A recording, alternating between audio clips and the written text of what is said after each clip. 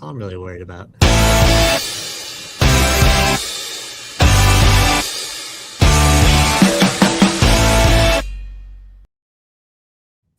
Welcome in everyone to Flyover Footy. My name is Matt Baker, joined by my friends in Vertical Vision. If you're watching on YouTube, Stuart Holcren and Justin Horniker. If you're watching on Instagram, which you're not yet because I haven't hit record on that, you'll notice we're in widescreen. But guys, we've reached a pivotal moment here in the 2026 season. This is the break. We are matchless going into the weekend. We have Champions League to finish out as far as global soccer, but we're at the World Cup break for MLS.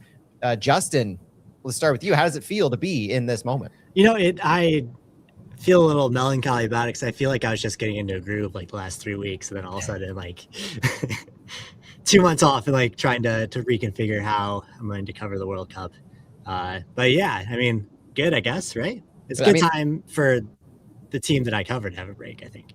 It's probably best for our mental well-being. It's probably best for all of the juggling we're all doing in our lives. But Stu, I mean, we've had some pretty good fixture congestion here recently. You and I have been pulling double duty, and you've been acting as as the Santi stand-in on some of these Fallout looks that we've had. How does it feel for you to be at this break? Oh man, if you would have asked me, 3 weeks ago, my opinion would be a lot different.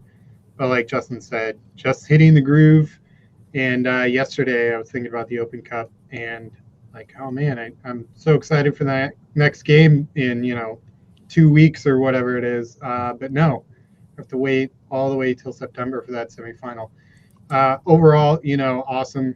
I would not have guessed that we would go into break 4 points out of a playoff spot. So happy and sad at the same time, I guess. Oh, this is going to be a fun look at this season so far. Guys, let's get going on the pod recording because we have a possibility of going very long. And Justin, I know you're going to stick around there towards the end, I think, for some national team talk. Yes. But I made sure to to switch around the order of things because I want to hit City first. Because we are a city podcast, and I wanted to hit that first. Yeah, I just have concern, Matt, because when we go short, we go 2 hours. So what's this long podcast going to be? We're going to be going till Saturday, my friend. It's 36-hour flyover marathon to kick off the World Cup break. With no game to preview, you exactly get a 2.5-hour podcast out. Just off the cuff, That's when you get your best work. Off the cuff. I feel like I put light notes in this one, where it's just I knew I'd have 2 voices to ping off of, so. Naturally we'll probably go into the night, but let's do the pod. Welcome everyone to Flyover Footy on the Big 550 KTRS. My name is Matt Baker, joined by 2 friends in soccer. We've got a massive Flyover Footy episode for you. It's Stuart Holcren and Justin Horniker joining me on this episode of Flyover Footy, where we don't have a match to preview. We've got an entire 14 plus 3 U.S. Open Cup matches version of St. Louis City to recap and look at and see what do we make of this entire team? What do we have to look forward to in the summer? And what are our expectations for this team as we deep dive what has been a 2026 St. Louis City season so far? But the fun won't stop there. We do have a look at the U.S. men's national team and a World Cup mini preview at the end of this pod. But like I've told Stu and Justin and plenty of people when they've asked me, Flyover Footy is a St. Louis City SC focused podcast. We will begin with St. Louis City. And with that, I welcome in Stuart Holcren to the pod. Welcome in, Stu. Yeah, good to be here. Always good to talk St. Louis soccer and, the bittersweetness of going into break. So I'm sure we'll get into the nitty gritty on that, but it's definitely been a surprisingly quick first half of the season. Justin, it was barreling towards its conclusion. 5 matches in 15 days. May was a slog, and we're on the other side of it. How are you feeling? Yeah, I'm good. There are a couple days there, especially that U.S. Open Cup game where you have like the Tuesday late night. And if anyone out there has toddlers who get up early, it was hard to recover from that one, but feeling good. We're good now. Well, guys, we have plenty to get to, so let's dive right in. We're going to talk St. Louis City first. We're going to touch on our friends dueling for Lincoln later on in the show, who just as we record this on Thursday night appear to have wrapped up their TST 7v7 journey. And then we're going to finish with some U.S. men's national team and World Cup talk. But there has actually been a surprising amount of news to discuss for St. Louis City one of the benefits, and it's kind of come back to us because we get hammered by doing a Thursday night episode at times, releasing the pod on a Friday morning. Folks don't have much time to take in the preview before that match. There's definitely a give and take, but I think this is one of those weeks that I'm happy we're doing a Thursday night episode because we've got plenty of individual players to highlight before we get into our big look at St. Louis City. And I want to start with some good news, some positive news, and it is from the St. Louis City SC Academy. We have 2 Academy players that were announced just recently as having been called up to U.S. Youth National Team. We're going to start with Lucas McPartland, City 2 goalkeeper, was called up to the U19 men's national team for their upcoming domestic training camp in Fayetteville, Georgia from June 1st through the 10th. And he will be representing the U.S. for the first time in his youth national team career, also being the first City SC organization goalkeeper in club history to get a national team call-up. Justin, what do you think about this call-up? Yeah, I think it's good that Lucas McPartland's getting some shine. It's one of those things where, like, when players are late bloomers, especially goalkeepers, it's kind of like weird to see. Like, you don't know what you're necessarily like judging them on, but like Lucas McPartland gets his first City 2 start last year in a clean sheet. He's with the team in preseason this year and has had majority of the City 2 starts. So he's kind of sharing the net with Colin Welsh, but he's very fun to watch. A little bit terrifying at times, but like he has the confidence that I think is hard to teach in a young goalkeeper. So I'm excited to see what happens. Stu, we've seen Lucas at home at Energizer Park come out of the box with some harrowing saves. He's a fun kid to watch. What do you think it means for this organization to have him as the first goalkeeper as the youth national team call-up? Well, I think it's good. I mean, the reputation that St. Louis has is a long line of, quality keepers have come from St. Louis. So just recent years, we've, had Patrick Schulte, Joe Willis in MLS now, John Berner, other guys. So Lucas carrying on that tradition. Hopefully it's the first of many more. McPartland made his professional debut against SKC2 back in August of 2025. And he has spent both times with City SC in preseason this year, as well as with City 2. He was the only Academy goalkeeper training with City in the preseason, one of 3 total Academy players who was with them in camp before this season started. We wish him the best in camp this summer and can't wait to see more from him, whether he can, and I believe he's continuing his career in college, but definitely look forward to following him this summer and beyond. And dialing it back an age level, we have City 2 defender Stone Marion called up to the U.S. U18 level for their international training camp in Oliva, Spain. I hope I got that city correct. He was called up for his first opportunity to represent the U18s in his youth national team career. The U18s will face Qatar on June 5th, my birthday, and Sweden on June 8th. Stone Marion's an interesting player for his links to St. Louis soccer. Stu, I want your take on this one. Stone is a product of City's Academy also, but he's played for BOFs as well. So he has Academy, St. Louis City Academy, St. Louis City 2, and BOFs experience. I think this is BOF's first player who has made the leap to a national team level or youth national team level as well. Kind of a holistic St. Louis story with this one. Yeah, it also shows a kind of a great pipeline that you can have in St. Louis between kind of the City Academy or, Scott Gallagher, MLS Next Academy to over the summer can go to, one of these Midwest Premier League squads.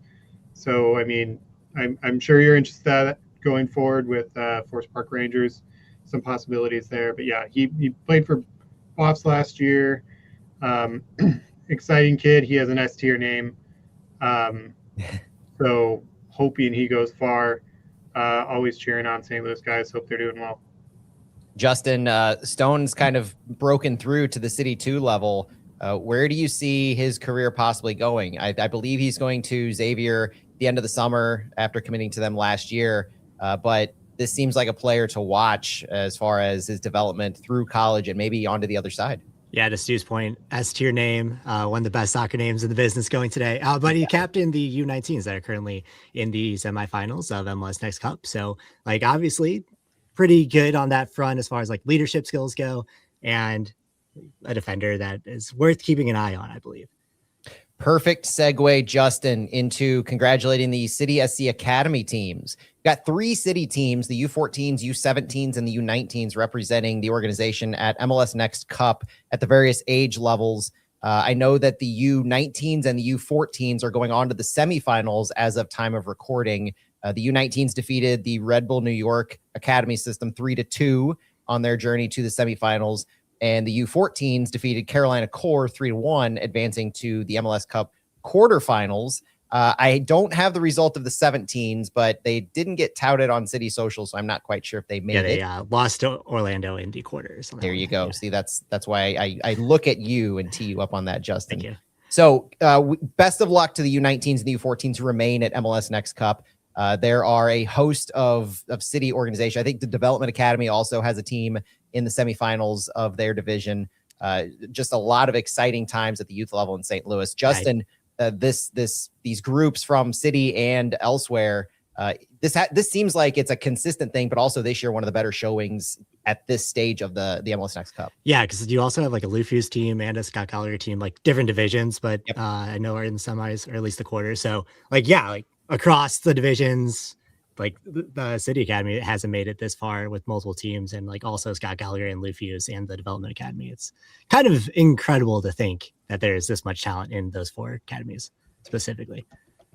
Absolutely. And I think this has been one of the better things to follow for St. Louis. We don't often give the Academy their dues. They've got a lot of matches going on, so often, but this moment it could be an interesting dynamic as we progress into this calendar shift to see what happens at the youth level. If we still get this time of year where the playoffs might be happening and yet might be having MLS Next Cup, we can continue to talk about, because St. Louis teams are consistently there and we constantly look forward to following them.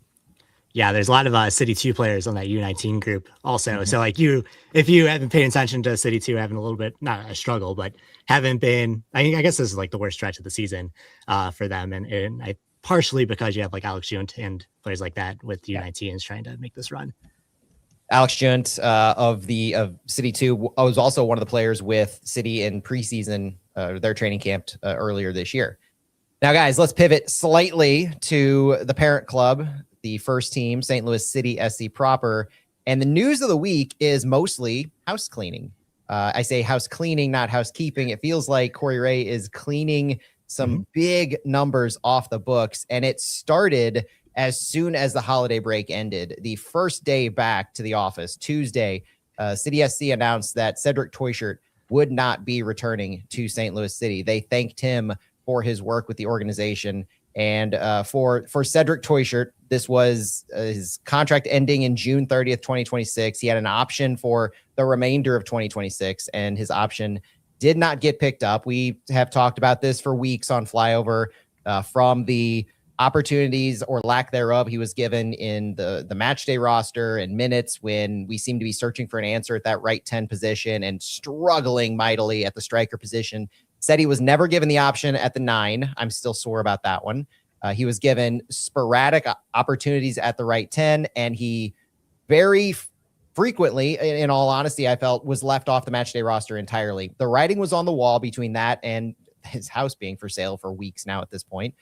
But St. Louis was, I think, a little gracious in their words, at least compared to the next man we're going to talk about. Cedric Toyshirt, per the announcement, signed as a free agent in the summer of 2024. We all remember was a part of that. We should have nicknamed them, honestly. Like, I just realized we should have nicknamed that group that came in the summer of 2024 between Hartle. Real missed opportunity now. Hartle, Toyshirt, Betcher, Horn, and Jake Girdwood-Reich also came in that window. A massive window, probably the biggest that we've seen so far in what they did on the as an immediate impact as well. That 2024 back half of the season under John Hackworth will be remembered for quite some time by City fans. The quote from Corey Ray is, said he brought valuable experience to the group, represented the club well, and created some unique memories for our fans, especially when he first arrived. Everyone at the club would like to thank him for his contributions over the last 2 years, and we wish him all the best in his next step. Justin, was this any surprise? No, I mean, I wrote that big piece on Sunday, just kind of diving into like what this opens up for them flexibility wise. And then like in the back of my head, you're like, well, what if they just like punt this to the end of the season? But it's good to see them take this step, because I think for as like talented as Cedric Toyer obviously is, he doesn't necessarily fit what Yohan Demay is trying to do. Like he's not necessarily the 10 that Yohan Demay wants, especially with how they're trying to play. And it's like kind of tells you where the roster is, that they had to start him in a couple of matches. And obviously he was one of the better players in like progressing the ball with his feet, but that's just like not necessarily how they want to be progressing the ball all the time. So when that is your third highest earner, like it just makes sense at that point to move on. So if you can, even if you replace them like for like, you at least get somebody who is maybe more oriented to the system that you're trying to play now, with everything really switching over and being half and half and like kind of being a mixed bag this first half of the season. So not surprising, but I did maybe have a thought, like a half thought in the back of my head, like, oh, well, what if this just goes to the end of the season? Seti in his time with St. Louis tallied 10 goals and 7 assists in his 49 total appearances. A majority of that work having come in 2024. Stu, between injuries, changing of coaches, changing of systems, to me, it really feels like Seti was the odd man out in a lot of these conversations, never really getting started after 2024. And with everything changing, he was almost left to the whims of will his profile and his characteristics be valued by the next coach? And it clearly seems like, at least with Yohan Demay and Corey Ray's evaluation, they were not. Yeah, I mean, he was a lot of fun to watch. Betcher and Toykert both saw their high water marks with the club so far for Betcher. It's still time for greater things in that back half of the 2024 season. Yeah, you said 10 goals and 5 of those were in 2024, something like that. So yeah, I know he seemed like a man who just didn't quite have a spot. But he did seem like he was interested in staying long term. Remember, he did get his green card. Unlike some of the other guys who have been around forever, he put in that work. That's not a simple thing to go through, not a simple process. So it definitely seemed like he was interested in being in St. Louis or the U.S. long term.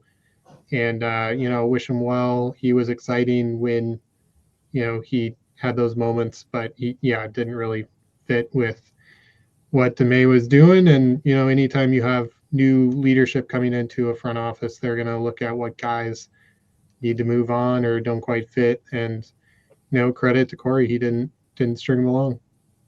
No, and I like that you brought up the green card, because the last thing I want to say on Cedric Toyshirt is I felt he was a good steward of the club. He did what was asked of him. He always competed, never complained, and he was willing to go through that process, which not everybody has been. And I'm not denigrating anybody for not having gone through that process. It's a long and arduous process. Got to go back to where you were born. There's a lot of travel. There's a lot of commitment to the process for basically the betterment of the club, to open up an international slot when you're on a long-term contract like that. I would love to go back and deep dive what that impact had on the roster building capabilities, but it has no doubt to me that decision in particular by Cedric Toyshirt opened up possibilities for St. Louis over the past couple of years that we just might not have ever even realized that the club was able to entertain for that. Now, shifting gears just slightly to the other big news of the week in a massively different tone, but the work getting announced and completed as soon as humanly possible after the season took its break. Sergio Cordova was announced as departing St. Louis City after his loan spell. And I know I'm happy that we were able to end the loan for Sergio Cordova and have him return to Young Boys in Switzerland. The quote from St. Louis was short and sweet on this. We would like to thank Sergio for his professionalism during his short time with us and wish him and his family all the best in the next chapter of his career. Period. End of story. And that's kind of all you can really say about a player who had 1 goal and 1 assist across all competitions, playing in 13 of City's 17 matches, most of them coming in the 70-plus minute substitution realm. And a player who I think started off on a public perception front in a really bad spot. Sergio Cordova had a history in MLS, from Real Salt Lake to Vancouver, I believe it was. And he came into St. Louis taking up that 3rd designated player spot at a time where he was, for better or worse to him and to the organization, brought in as the Joao Klaus replacement. Whether or not they wanted to publicly say this or not, they had sold Klaus and they were looking for a striker. They were looking for a forward to bring in. And Sergio Cordova, in a very similar kind of eerie way to Jean de Silva in 2025 to me, in where the window was elapsing, the window was going on, moves were attempted, moves couldn't be pulled off for one reason or another, discussions with other teams, fitness issues, all kinds of things. And then you don't want to close the window without bringing somebody in. And so they bring in Sergio Cordova on a short-term loan. That's great. With an option to buy, that's fine. I'm good with that. You trial him out, you test him out, you see what you have. And in this case, we didn't like what we had, so we sent him back.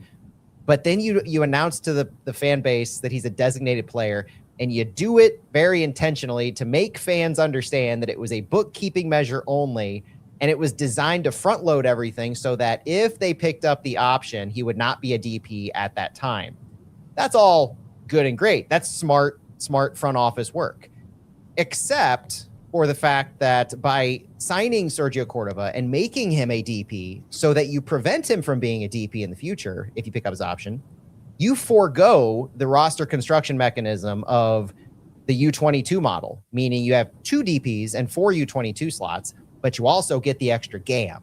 You get $2 million in GAM, $1 million for the first portion of the season, and then if you continue in the U22 model at the summer window, you get the other $1 million. So this move to me, when all is said and done, I'm on board until you get to that point where, oh yeah, your choice just cost us $1 million in GAM.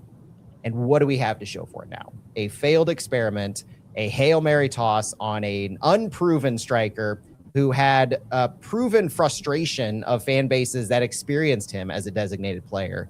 And all you can really write off for St. Louis is, in my opinion, Justin, take it from here. I'm glad we're over the Sergio Cordova experiment. I think, like, from a profile, it gives you an idea of where they're looking at as far as like striker goes when they do make that signing. And like, for all of his faults, like Sergio Cordova at least gave you something off the ball and like drew a couple pens, drew a couple of good fouls. Of course, it says something when that's the highlight. But like, I think from a like lone player, like last ditch, get this guy in because we just like need a body up top, that he was like still a good fit personality wise. Like, I think that's important.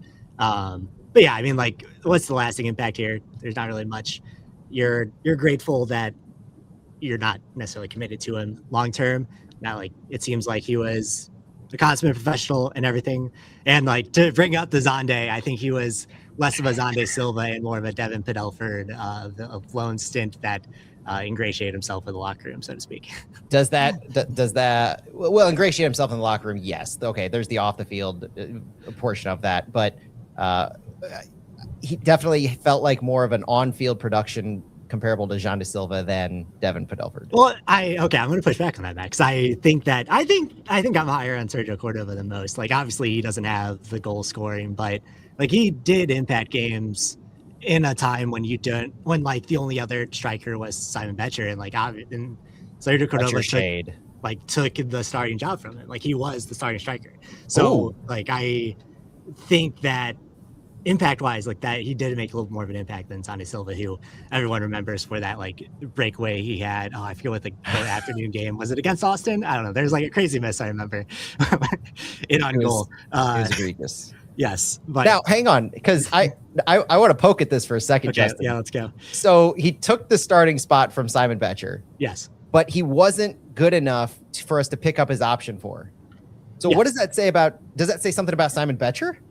Well, I think it says that Simon Betcher is viewed as the backup and you want to bring in a starter. You don't necessarily want to buy Sergio Cordova to like then make more of a log jam at the striker position. That is my take on it. So I can definitely be on board with that, where I do feel he was probably going to be an upgrade from Betcher.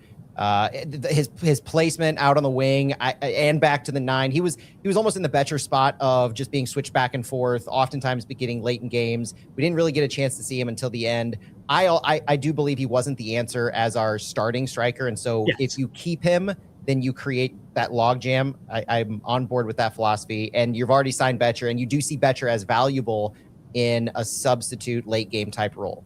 Yes, and I think that like that's the goal. That's why you signed him to that contract, because like you know that he can give you production off the bench, but as a starter, he is only trailing Sun Hyun Min as the least clinical striker in MLS right now. But like I think from a Cordova standpoint, at least you can kind of see, okay, you take a shot on a guy who like had 11 goals in MLS once, like it doesn't work out, you miss out on that GAM opportunity, but I think it's a opportunity that they're okay missing out on because they already had like a good surplus going into that. Like I think there's like a weird bookkeeping side of it as well of that he's the DP and not like they could have also potentially bought him down and kept with the 2-4 and like recoup some GAM that way. So there's like a lot of weird financial stuff going on with it. But well, the on the financial part, the amount of money taken off the books by these two players, Cedric Toysher was making 1.5245 guaranteed compensation per year, and Sergio Cordova was at 1.2135 million. So significant salaries off the books either way. Stu, are you on board with both of these decisions? Yeah, I mean, I was not as keen on Cordova, I think, as Justin. I want to say keen. I don't want to say keen, but I don't think he was a net loss. Is what all right, maybe. Well, you're damning with faint praise here a little bit toward him. We can't all agree on it, Stu. He came as advertised. I think there was nothing we saw from him that we weren't told to expect from Whitecaps fans, even RSL fans. And he had, I think, 11 goals in 33 games for them. Maybe it was 9 in that range. So, I mean, it's MLS. It all comes down to, bookkeeping, the kind of boring part of it. Matt, Justin, I know you guys like that, digging into those spreadsheets. But, right. for a guy like Betcher making the salary he's making, that's clearly an off the bench expectation squad guy compared to, if Cordova was here making that salary. You simply have to get, even for a TAM player, you have to get better production out of that money, and he just wasn't going to ever bring that. So I think you cut bait and move on. But I think the downside is, I mean, remember, so Josh Sargent's rights got us 500,000 guaranteed in GAM. Changing our roster profile, getting Cordova, we lost the opportunity at 1 million GAM. So, I mean, does that change the Josh Sargent decision at all? I think it just makes it, to Justin's point, we have a good amount of GAM. We had 2.2 million in GAM as of March. So we're not struggling for GAM, but I think 1 million of GAM is still, it's valuable. Like that's how much we got for Indiana Vasilev. That's half of Nico Gioacchini transfer fee. Like you can get a quality player for that amount. It was more than what we transferred out Easy Jackson for. There's value in 1 million in GAM, so I'm a little salty about that. But I think overall, I definitely find the value you're talking about, Justin. I do think St. Louis is going to be better overall by not bringing Sergio Cordova back. Yeah, I do have a fun Sergio Cordova fact here in like 10 minutes or so that we'll get to. I promise it's a positive one. So more to come on that front. I just think too, like you kind of had to bring a striker in at some point, and like the options at that point in the window are few and far between, unless you're just gonna like promote Palmer Alt for the 4 months until the window. What could have been? Because like, or else you're just relying on signing Betcher and like hopes and dreams that Brendan McSorley can play up top, and a refusal to play Cedric Toysher up top. Yes. Now the last bit of news, and I'm going to quickly fly by this one because we've got a fun topic right ahead. The last bit of business that is left outstanding is the new A-League champion, Jake Girdwood-Reich. Jake Girdwood-Reich is on loan to Auckland FC in their second year of existence as a club. They won the A-League championship, and JGR is now a champion. His loan with Auckland as their season ends is up in June. He had a recall option as of January 1st, and we did not bring him back. I talked about this one on the last show that we did, that in my opinion, he's as good as gone. Corey Ray had a quote in the Post-Dispatch referencing, as of now, they're in discussions. figuring out what his future holds. But I think the writing's on the wall, and what they chose to do back in January by not bringing him back to be on the team during Yohan DeMay's first few months. Guys, we saw how long it took this team to start gelling. We saw, this is part of our analysis in a little bit, is how long it took this team to really coalesce and find their footing. To not include JGR in those plans when you ran your central midfielders into the ground in Chris Durkin and Daniel Edelman, and you have 52 center backs on the roster right now, I just don't see a possible place for him based on that volume and the decisions made earlier this season. Let's just go agree or disagree with that, Justin. Yeah, I think they'll find a way to either get him on loan again or transfer him out. And I think, like, obviously Auckland appreciate him. And if you look at like the comments of a lot of the posts about JGR, a lot of the Auckland fan base wants to keep him. And yeah, I think he's an interesting player because I think he has the potential to be a good position, like a possession center back.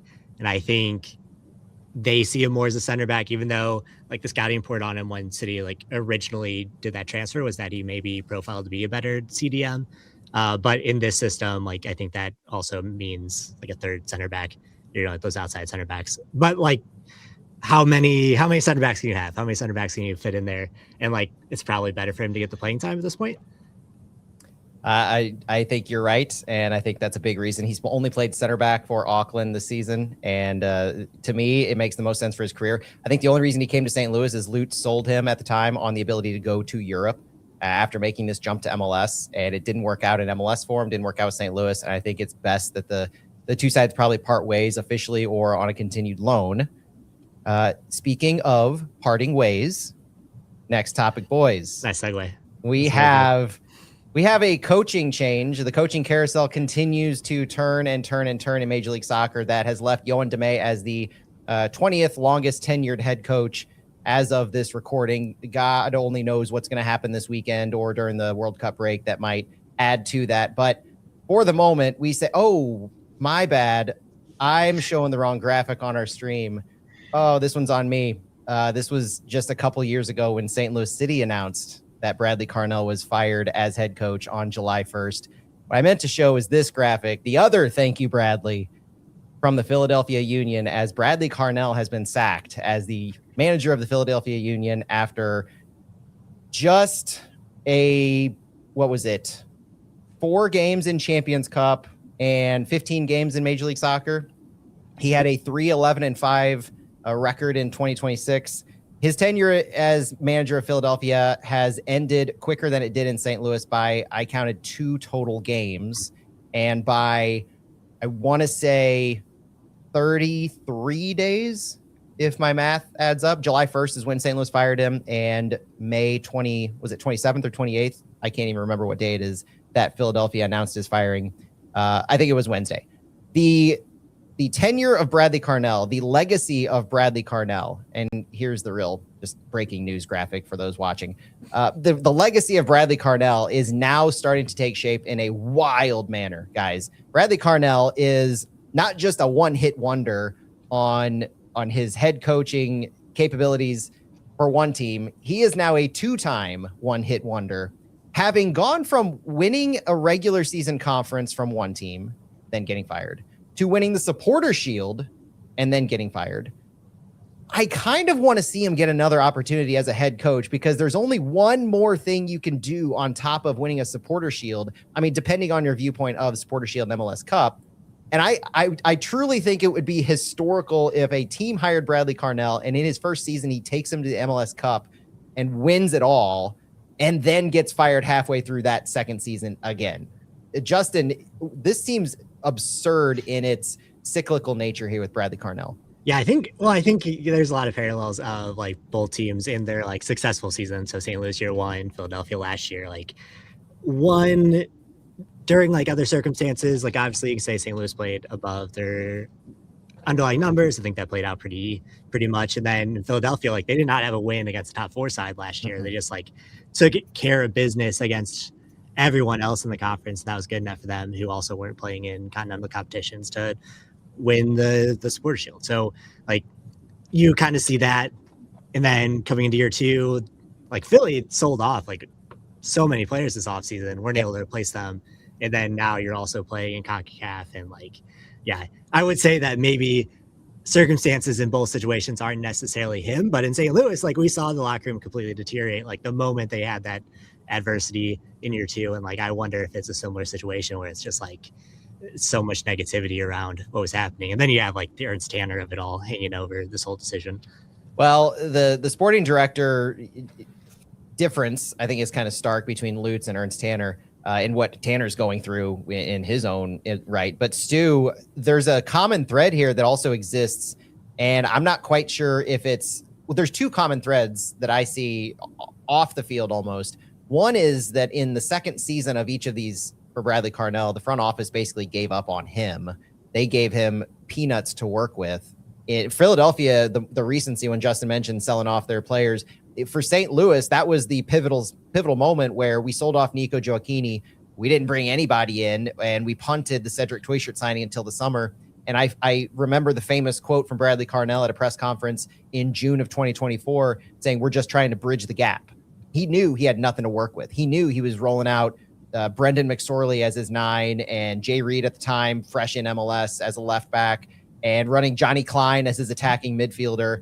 I mean, that was, go back and look at these lineups in June of 2024 between injuries and what the front. So you had the injuries, but you also had the second trend, which was Carnell has lost the locker room in those last 2 seasons of his 2 tenures. Stu, what are we supposed to make of this when it's not just the results and Carnell's coaching, but it's the locker rooms have seemed to desert him in his last 2 seasons with each team? Yeah, there's definitely a pattern building up that I don't think you can overlook, where he seems to come in and kind of grind guys to the bone, and players wanting out or leaving, whatever it is. We'll have to see wherever he lands next if that pattern repeats. But players getting injured, fitness concerns at training, those are things that seem to have come back again. I wouldn't say he received a lot of criticism in Philly for his handling of Kevin Sullivan this year. I don't know if that's a criticism I would levy against him here in St. Louis, because he certainly used Miggy a lot in 2023. And he didn't botch, a homegrown player like Caden Glover, like Olaf did. So I don't know if that's a complaint I'd put, but yeah, he was hung out to dry a little bit here in St. Louis, but I wouldn't, is part of that because the front office didn't expect to keep him around past a certain date, so they didn't bother to back him? Or did they just, in the case with Toykert not paying that transfer fee, that was, I think, pretty damning on Lutz. But yeah, no, I don't think there are a lot of Union fans that are upset that he's gone, but I don't, at the same time, I think a lot of their critiques are on Ernst Tanner and even higher up on ownership with Sugarman, who has a history of trying to skim to the bone every single season and get by with the absolute bare minimum. Yeah, I think to that point, Stu, like listening to that press conference and some of the talk around it, like I think we're very much high on like, this is our process. We can promote academy kids to come in and fill these spots, like losing Jacob Lesnes, losing Kai Wagner, who was like one of the best fullbacks in the league for as long as he was in Philadelphia. And they're playing like Frankie Westfield, who was not really able to do that job. There was a bit of like out over their skis on how much their like great academy system could fill in those gaps this year, especially.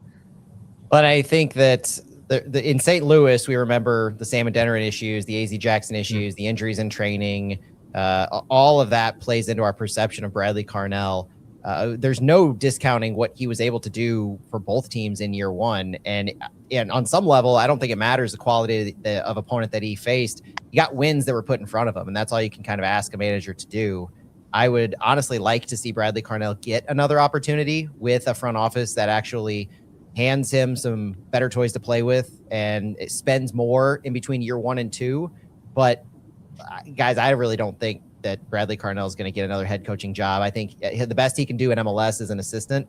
And I think his time in the United States is probably at an end for the moment, at least. If I were to guess, I know on Soccer Wise, they had said something similar that they expect if anything, he'll get an assistant coach. I just don't think teams are willing to invest that capital and the time and money for a head coach in a pivotal position in an organization on Bradley Carnell, where they would be rolling the dice on year one, but there's a proven track record that there's a fall off and losing the locker room in year two that I don't think anybody's just going to want to touch.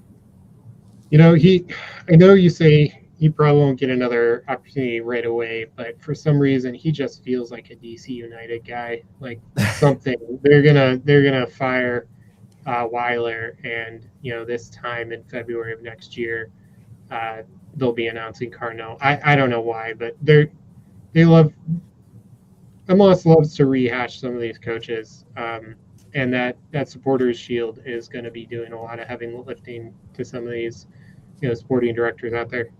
And Stu probably isn't gonna be fetching a high salary. So if you're Montreal, there are options.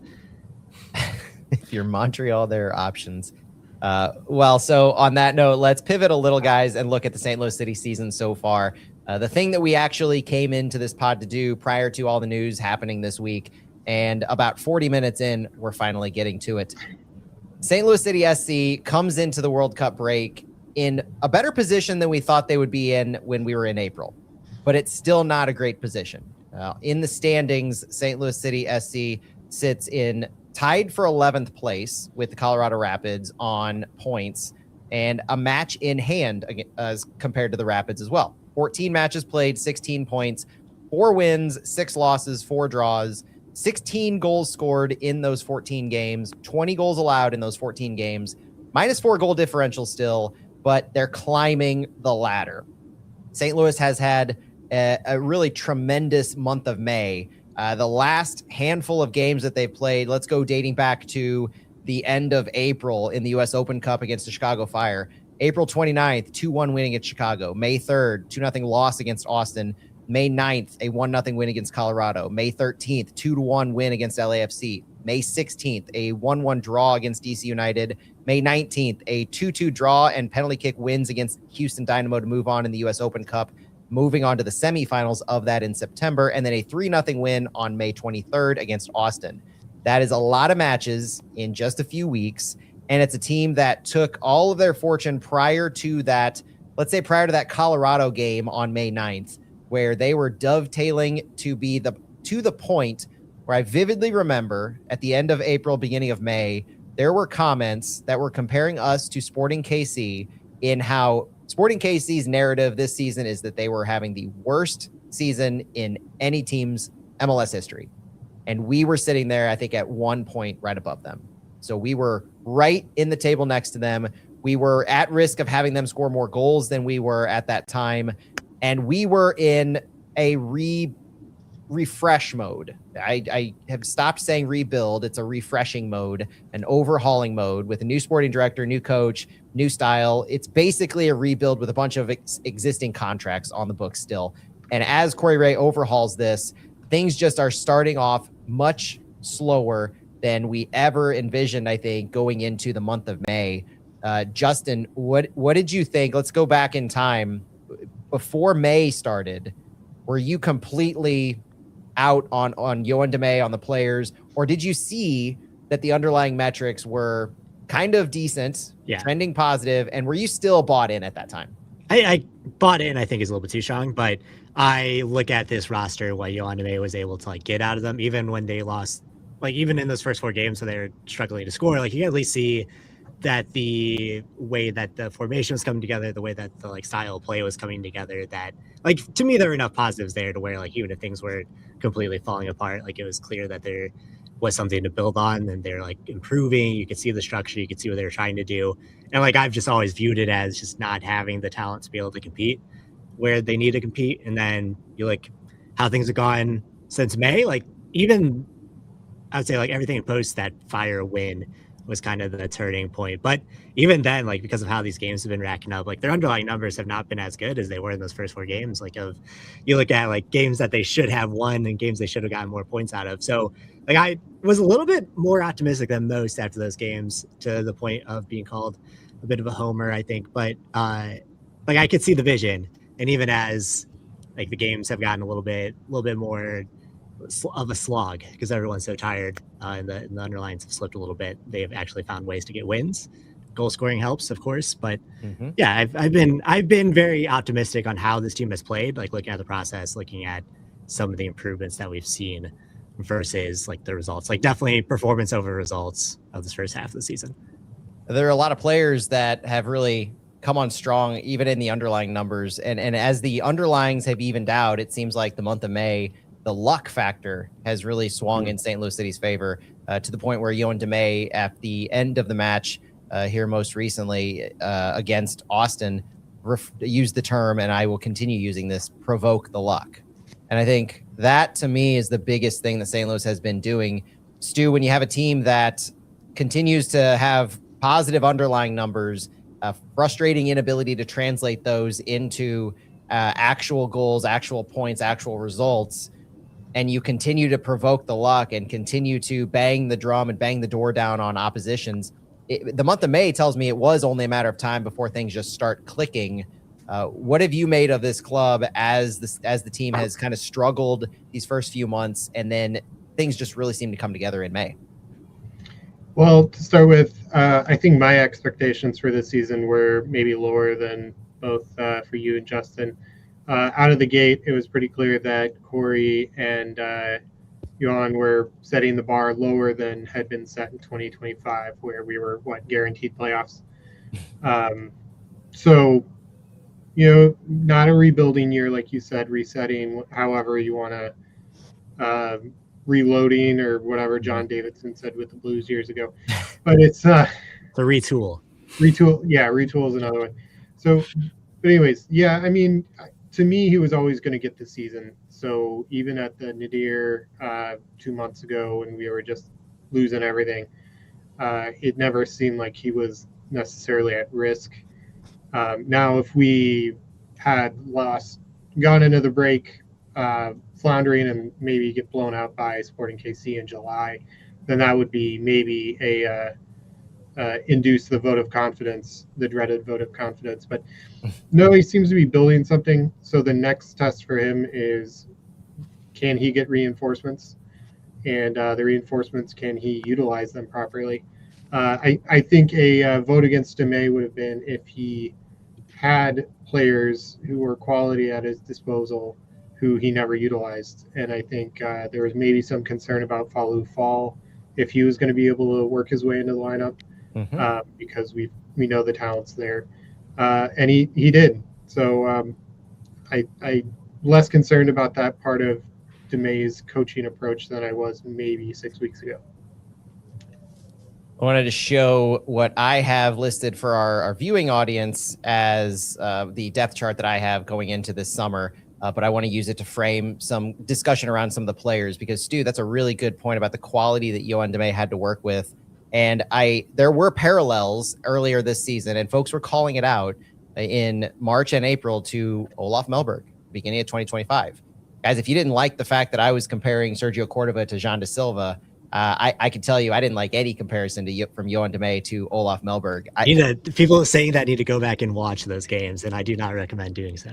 No, and that to me, and this is why I like to go into the underlying metrics and actually also use the eye test, because don't allow recency bias and the lack of points to drive the narrative. That team was abysmal to watch. It was not fun. It was a slog. Olaf Melberg's time with St. Louis made me not want to do flyover every week. It was not fun to recap those teams. It was not fun to talk about how we were 60% possession team in our back half, and we had 0.05 XG in games. We were completely against any change in philosophy, any new players in different positions. Not even to the point where you can point to a choice that he was making, like a Kyle Hebert, a Josh Arrow, and a Akil Watts, remaining in the lineup as, okay, they are the objective, or they're at least a good option there. They're not costing us anything, and they're learning, they're developing, and they're helping us in certain ways. This year it was Dante Polvera at the left center back position. That was, I think, the most polarizing part early in the season when you're having these struggles and folks are pointing to different players, different issues, and they're not wanting to use the same person every time. So it was getting boring to complain about Simon Betcher. It was getting boring to complain about the right 10 position. It was getting boring to complain about Rafael Santos' inability to cross to anyone who still was drawing breath. And it became, we got to look for something else. And so Dante Polvera with Falou Fall waiting in the wings became that polarizing figure. I saw that and I just kept laughing every week. Guys, we have bigger and better problems to talk about. And they were at least getting the opportunity to score. They just weren't converting. They were getting the opportunity to get the ball in the final third, and they weren't producing. They weren't creating the chances necessary. And so you go back to what Olaf was doing, and I just can't draw parallels because it was abysmal to watch. It was abysmal to analyze, and we weren't doing anything on the underlying metrics to even support a semblance of what he had going with this team. All that saying, and I needed to get that out of my system. This is a cathartic thing for me in this moment. Let it out, Matt. Let it out. Because I think I'm going back to Stu's point of the particular players that we have on this roster, and they're underperforming when it comes to finishing, but almost overperforming when it comes to the underlying metrics. Our stat leaders right now on this team, as we sit at the break, 14 games into MLS, and this is MLS matches only, Marcel Hartl leads this team with 3 goals. Now we have a ton of players with at least 1 goal. Chris Durkin is second on our team in goals with 2. Did anyone have that on their bingo card going into the season, that Chris Durkin would be second on the team in goals? I didn't know that top of the box run was going to be so important. Yeah. So necessary. I mean, we kind of got a glimpse of that in preseason where you had that count my players. You had that 6th runner into the final third between the 2 wings, the 2 attacking mids, and the forward. That became pretty pivotal, and that was Durkin's bread and butter there for a while, and I think he has a chance to continue it. But we've got goals scored by Timo Baumgartel, Mr. I want to be a striker, and he had his chance on that extraordinary back post run. Brendan McSorley's got a goal. Sergio Cordova, his time is cut too short, Justin, I know, but he had a goal. Simon Betcher does have a goal on the season. Thomas Totland, Falou Fall, Daniel Edelman, Rafael Santos, Songbin Zhang, and Edu Leuven all have goals in MLS play. And if you're like me, you're going through that list and you're thinking, well, that's great that all these guys get involved. You know, we hope to see more from Edu Leuven as he continues to play more. But the fact that Simon Betcher is stuck in the middle of all of those players with 1 goal scored is the problem. And the fact that our depth chart as it stands now at the striker position is Simon Betcher and Brendan McSorley, Justin, that is a problem. No, yeah, it's not good. It's not good. And that's like been the problem, because if you look at like even if you just look at XG, which is not a perfect metric, but like anytime you have a player who is negative 3.92 goals minus expected goals, that is the problem right there. He's about worse, depending on what stats site you're looking at, whether it's ASA or Opta. Simon Betcher is about as bad as Son Heung-min. Yeah. At XG to goal ratio, and Simon Betcher with more XG than Son Heung-min, so he's a better player. He just is not, and more goals, to be fair, in MLS. But that is not a bar that you really want to approach, especially when you look at everything else that Son has done with LAFC.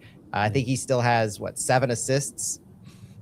So Simon Betcher's not doing that. I don't need to go on 8 assists, and Simon has 3. So at least there's some parallel there. There's something there. I don't mean to go on a Simon Betcher diatribe on this. I do want to cover all the stats because Betcher is leading the league. If you count second assist, he's up to 4.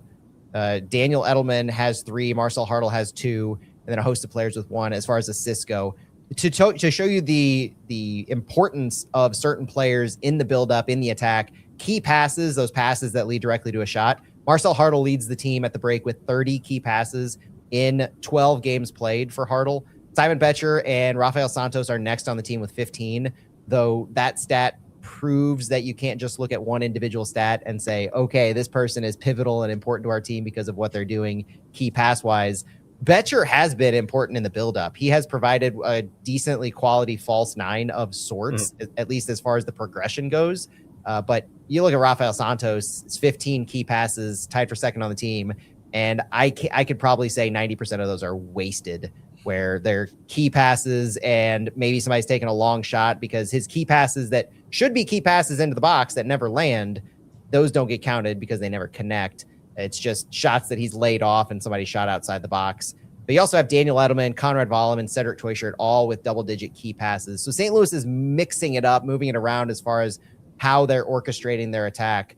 Well, one thing for this club that they do have going for them right now is they've used the month of May to really make their presence known in Major League Soccer. You look at a lot of the power rankings across the league, and St. Louis is now up there around the midway point between the Soccer Data Visor, between 615 Soccer, a couple of my favorite looking at power rankings and underlying metrics.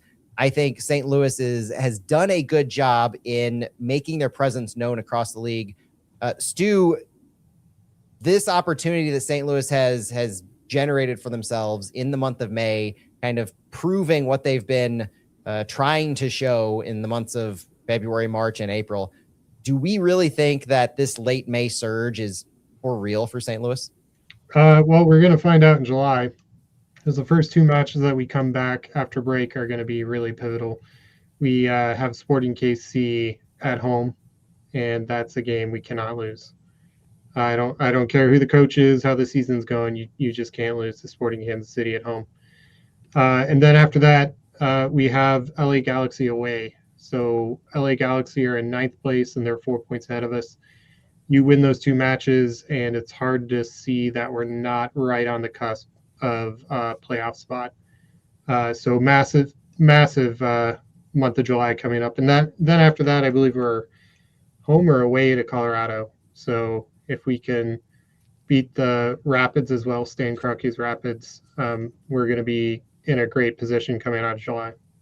Justin, this team that we've seen progress so far this season, we mentioned that May has gotten a lot better on the results. Their performances have been a little uneven overall. The luck has definitely fallen in their direction.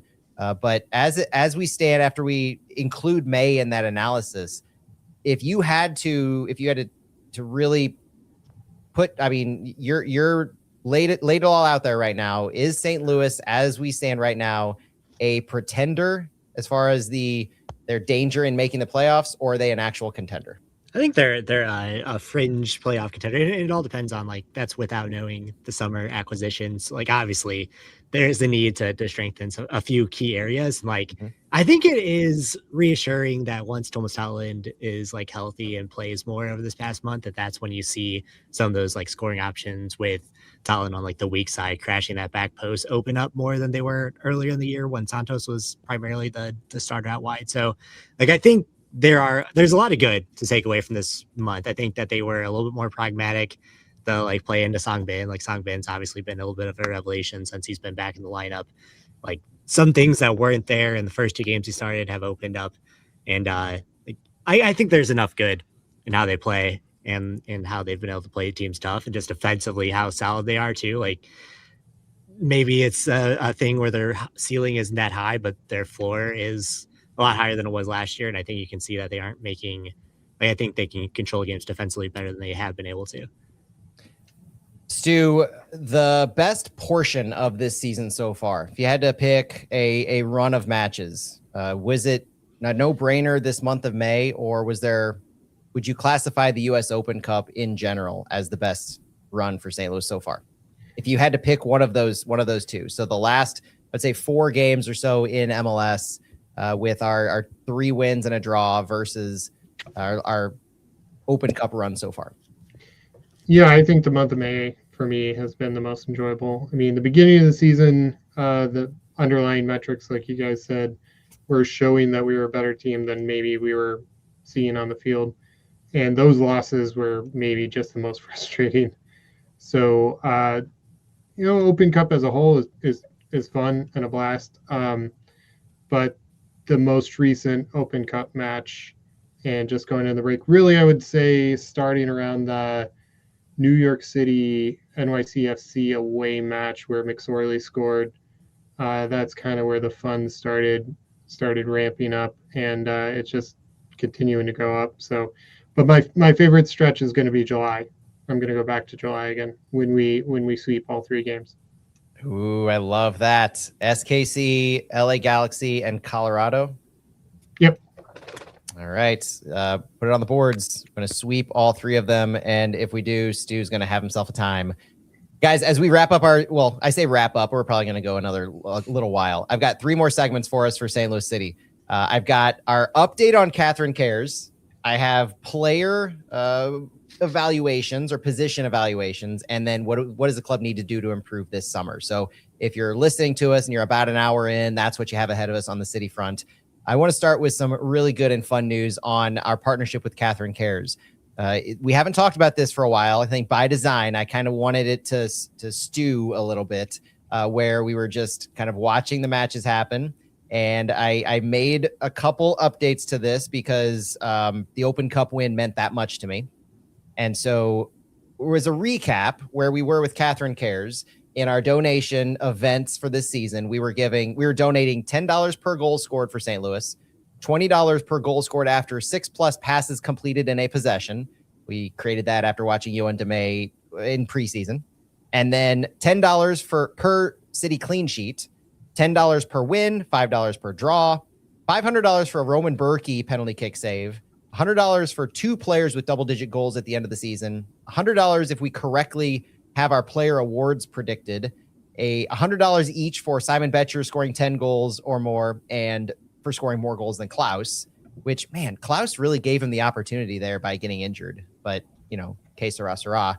$500 for making the playoffs, and $500 if Edu Leuven goes at least 2,000 minutes this season in his minutes played. And if I look at the stats real quick for Edu Leuven, at least in MLS play, he's got some work to do with about 259 minutes in MLS. We will count all comps, which brings me to my next point on this. In evaluating this, and with what City has done with the Open Cup, I decided to make one simple change to our event pledges here. And let's see if you guys can guess where that one simple change comes from. Did anybody notice it?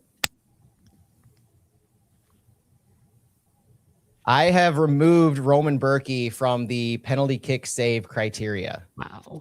So I am also counting Open Cup matches, and I'm also counting extra time penalty kick saves at the end of a match. So with that said, let's look at our Catherine Cares total so far. Between the MLS and the US Open Cup, we are donating so far through 17 total matches, $240 for the goals scored, $40 for goals scored after 6+ passes. That's 2 of them. And I went back and I checked the tape. We have $30 for the city clean sheets. We have $60 for the city wins, $25 for draws, 0 for 2 players with double-digit goals. That's the end of the season stat. Nothing for making the playoffs or Edu Leuven's 2,000 minutes. Those are end-of-season playoff stats or end-of-season stats. $100 for correct player awards prediction. I'm calling it right now that our leading goal scorer is going to be off of our roster currently. That was my tongue-in-cheek joke that I guess that the player who will lead City in goal scoring at the end of the season hasn't been signed, and I'm pretty confident in that. But Betcher 10 goals or more than Klaus, nothing there. The big thing right now is thank you to Ben Lunt. We are donating as of right now $1,000 for penalty kick saves by City to Catherine Cares. That's 2 penalty kicks saved by Ben Lunt. And so our total is up to $1,495 pledged so far. Thank you to Ben Lunt and St. Louis City for bringing all of the joy to St. Louis so far this spring and into the summer. And honestly, can't wait for more in the U.S. Open Cup and can't wait for this to continue to pile on as the season progresses. Matt, if the semifinal goes to PKs, are you subbing on Ben Lunt too? If I'm Yoann Demay, I'm subbing on Ben Lunt in the same scenario he subbed on Falou Fall in this Houston game, where you have one corner kick to take, you have you whatever you need to do to send the ball out and create a low circumstance or low stress situation. You sub Ben Lunt on, and you feel a lot better going into PKs. I mean, he would have the confidence at that moment. Heck, you might even look to start Ben Lunt in that game in general. Wow. I know I'm probably speaking crazy at this point because this month has really done some wild things to my psyche. But between Ben Luntz and the way City finished this part of the season, I don't know. I'm kind of all in at this point. You gotta ride the hot hand, I think is what you're trying to say. Ride the hot hand. Gotta ride the hot hand. Let's now turn to evaluating each position. I want to go back to kind of looking at the depth chart, looking at the positions. We'll go kind of quick with this. I want each one of your takes on your evaluation of each one of these positions so far. Let's start with goalkeeping, and let's start with Justin. Yeah, goalkeeping, I think you're good. I think Berkey, especially like the last month, like had actually been a top 3 shot stopper in MLS. So like obviously started the season, like as things are changing, he did not have a good start. You can't sugarcoat that, but was much better. And obviously that's your DP, and that Ben Lund can step in and make the big saves. Like it's good. They're in a good spot for now. Stu, goalkeeping? Yeah, in the same point, I'm still not entirely comfortable or happy about Berkey occupying one of those DP slots, but he's our captain. He's here. He's coming out of whatever funk he was in, and I'm always glad to have Roman around. I agree. Goalkeeping is locked and loaded. You've got Berkey, you've got Lund. Both of them have had quality performances so far. The salary aside, it is what it is, but the performance has been good as a goalkeeper so far, and it has gotten better as the season has progressed. I think after the salary was announced, Roman Berkey had one of the best matches of his career, best back-to-back matches, and Ben Lund has come on as more than a strong backup. We have Colin Welsh waiting in the wings for City 2. We have who was it? Aaron Samuels, I think, waiting in the Aaron Samuels. Aaron Samuels was from Mean Girls. Yeah, Christian Alvarez down in Sporting Jacksonville being peppered with shots every game. So what was Samuels' first name then? What did I miss? Andrew. Oh my gosh! Wow, that's one of the Samuels. No, I actually made the same mistake the other day, so that's the only reason why I was so hot on that. Appreciate you checking me real time. We're good on goalkeepers. All that point. Center backs, Justin. What do you think of our center backs in totality, but also in the starting lineups that we've started to see? Yeah, no, I'm a big fan of the center backs. I think we should bring in 3 more. That's why I haven't been too worried about the whole foul conversations. I think like Dante Pulver and like Haziel Orozco have played so well in front of them that like it hasn't necessarily been a worry. Like Orozco, obviously with the injury, it is unfortunate, but that McNaughton can then come in and be like a positive goals added player. And like Orozco outside Hartle is the only other player to be a positive goals added player through this point in the season. So like, I think center backs have been good. Timo has been a very good like quarterback of that back line too. And like, I have no complaints. Stu? Yeah, I mean, it was a position of weakness last year that's definitely been shored up with McNaughton coming in. Timo's stayed solid in the back. Polvera is adjusting and growing. Falou Falls, we know what he can bring. Orozco's been the real surprise and success. And for all of our complaints about some of the guys out there at the bottom of the depth chart, they haven't featured at all on the field this season. So, I think there's room for growth, but I think there's definitely realistic chances to achieve that growth. Haziel Orozco, we look to come back strong after his concussion and just wanting him to be full go at the back half of the season. But with the starting center back trio of Timo Baumgartel, central center back, Dante Polvera, left center back, and Haziel Orozco at the right center back, the biggest change that we've seen really is with Orozco removed, you had Lucas McNaughton step in as that next center back up. That was my biggest story as far as our backline goes this season. Orozco came on like a wrecking ball, and he is the lowest paid player on the team to boot. Talk about the value of Roman Berkey as the DP and what that does to the salary.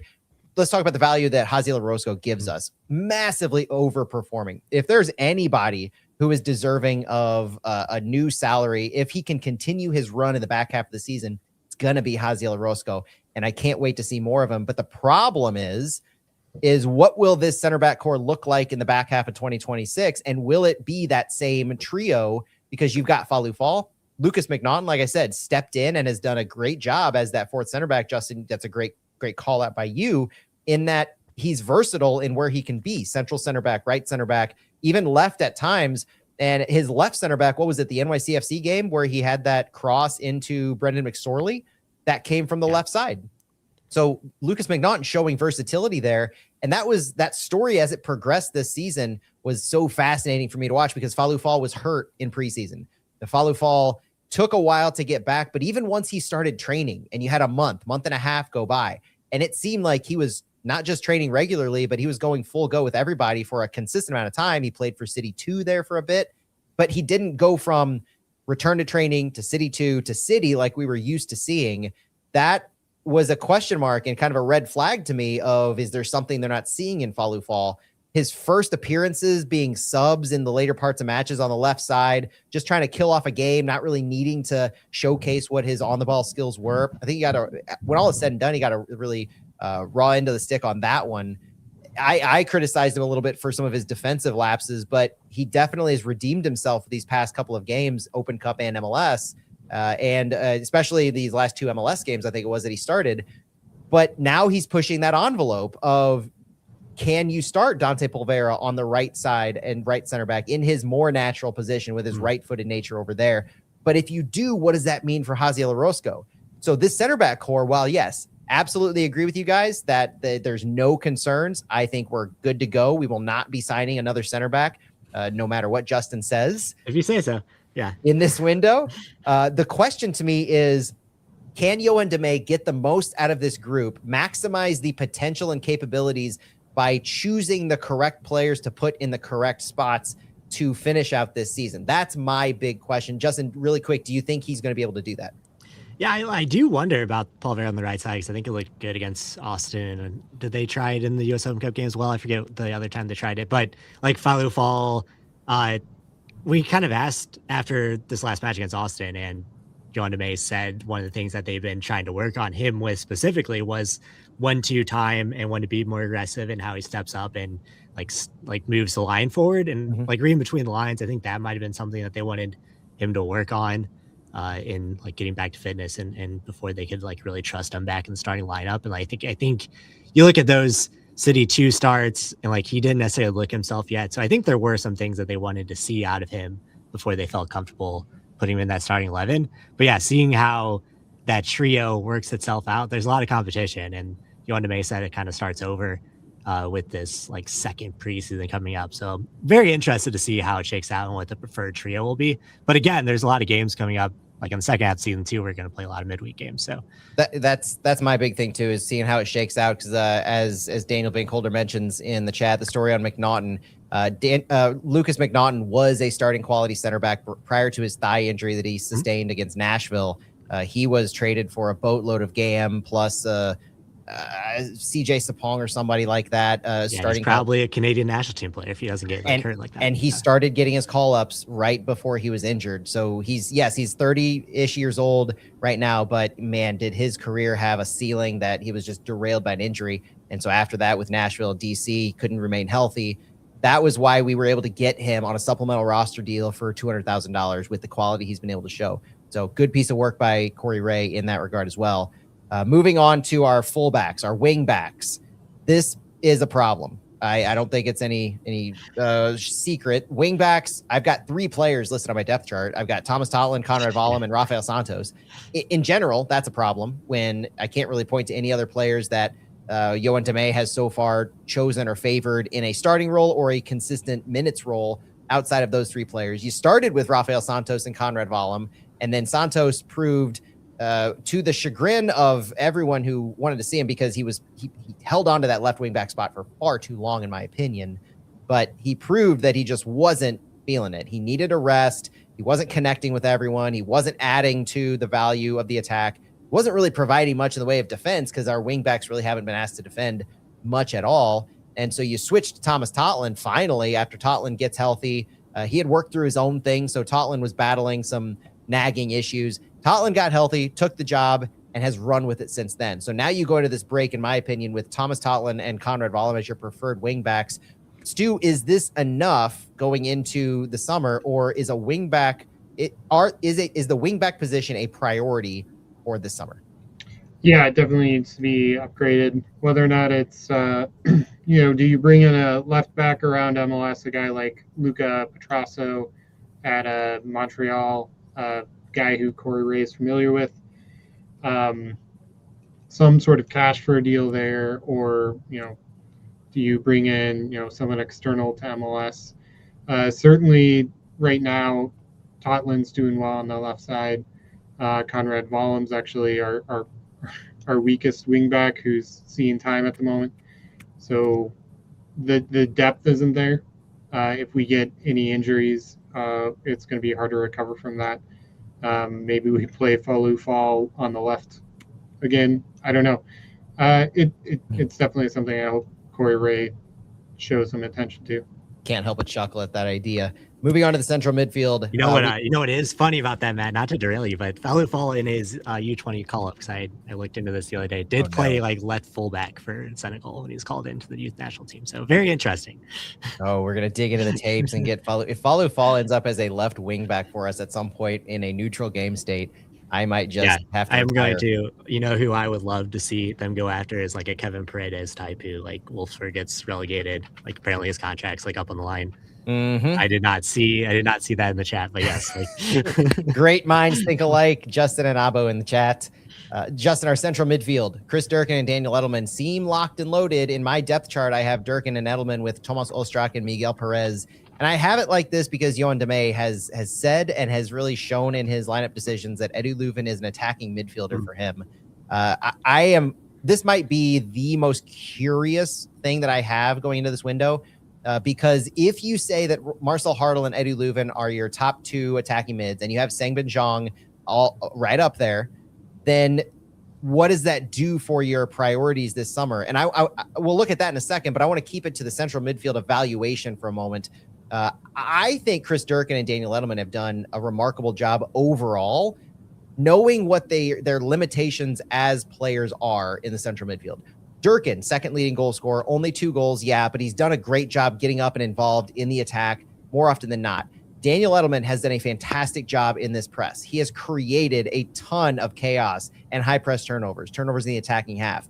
Those two have done a good job, but the best part for me is that they've gotten better as the season has progressed. You could point to early in the season, in those first few games where we were playing Charlotte, and we were just having issues with the coordination of our central midfield, so that they would be pinching certain spots on the press and leaving whole areas open on the field.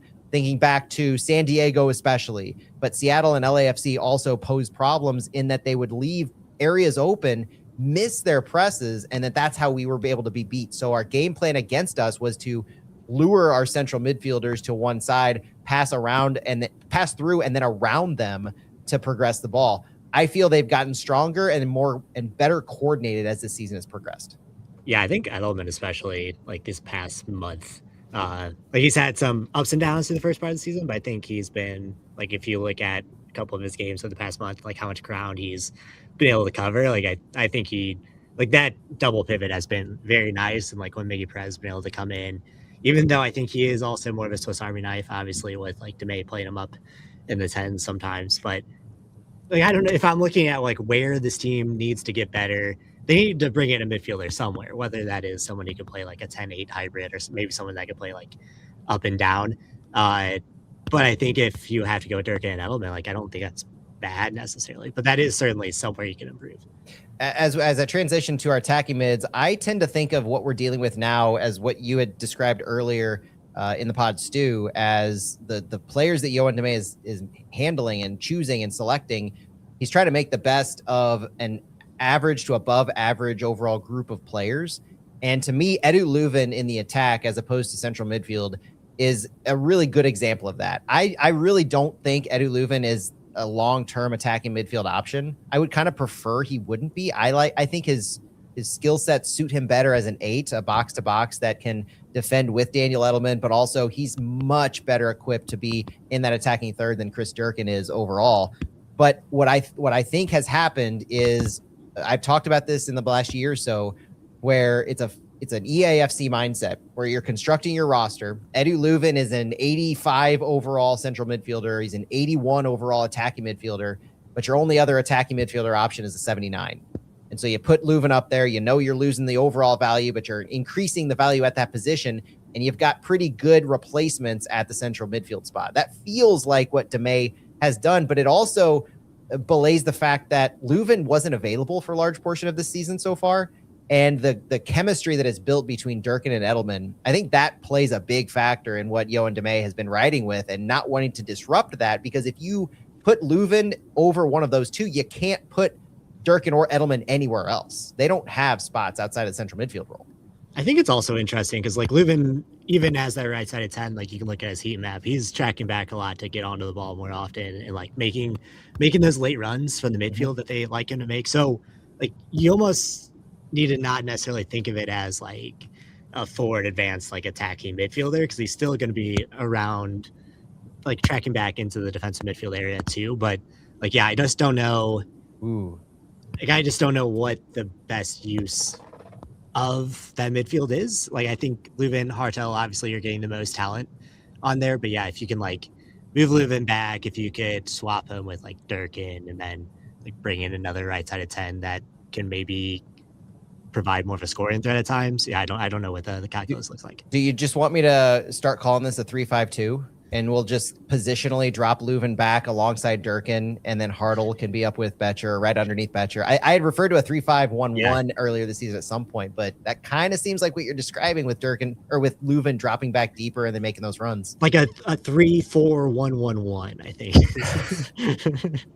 The vertical thread is just outstanding on this one, where you're just lining guys up in a row to make the goalkeeper think there are less players overall. You know, it's asymmetrical, but yeah. I like it.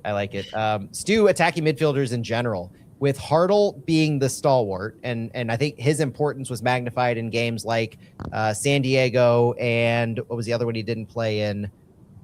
Was it? No, it wasn't Austin. It was. I don't have it in front of me. DC United. Yes. Thank you. Oh, the other game that went horribly awry at the end. So the two games that he wasn't a part of had those results. You had San Diego where we lost 2-0 and we had Miguel Perez in his role. And then you had DC United where we didn't produce more than one goal against that kind of a team and we gave it up there at the end.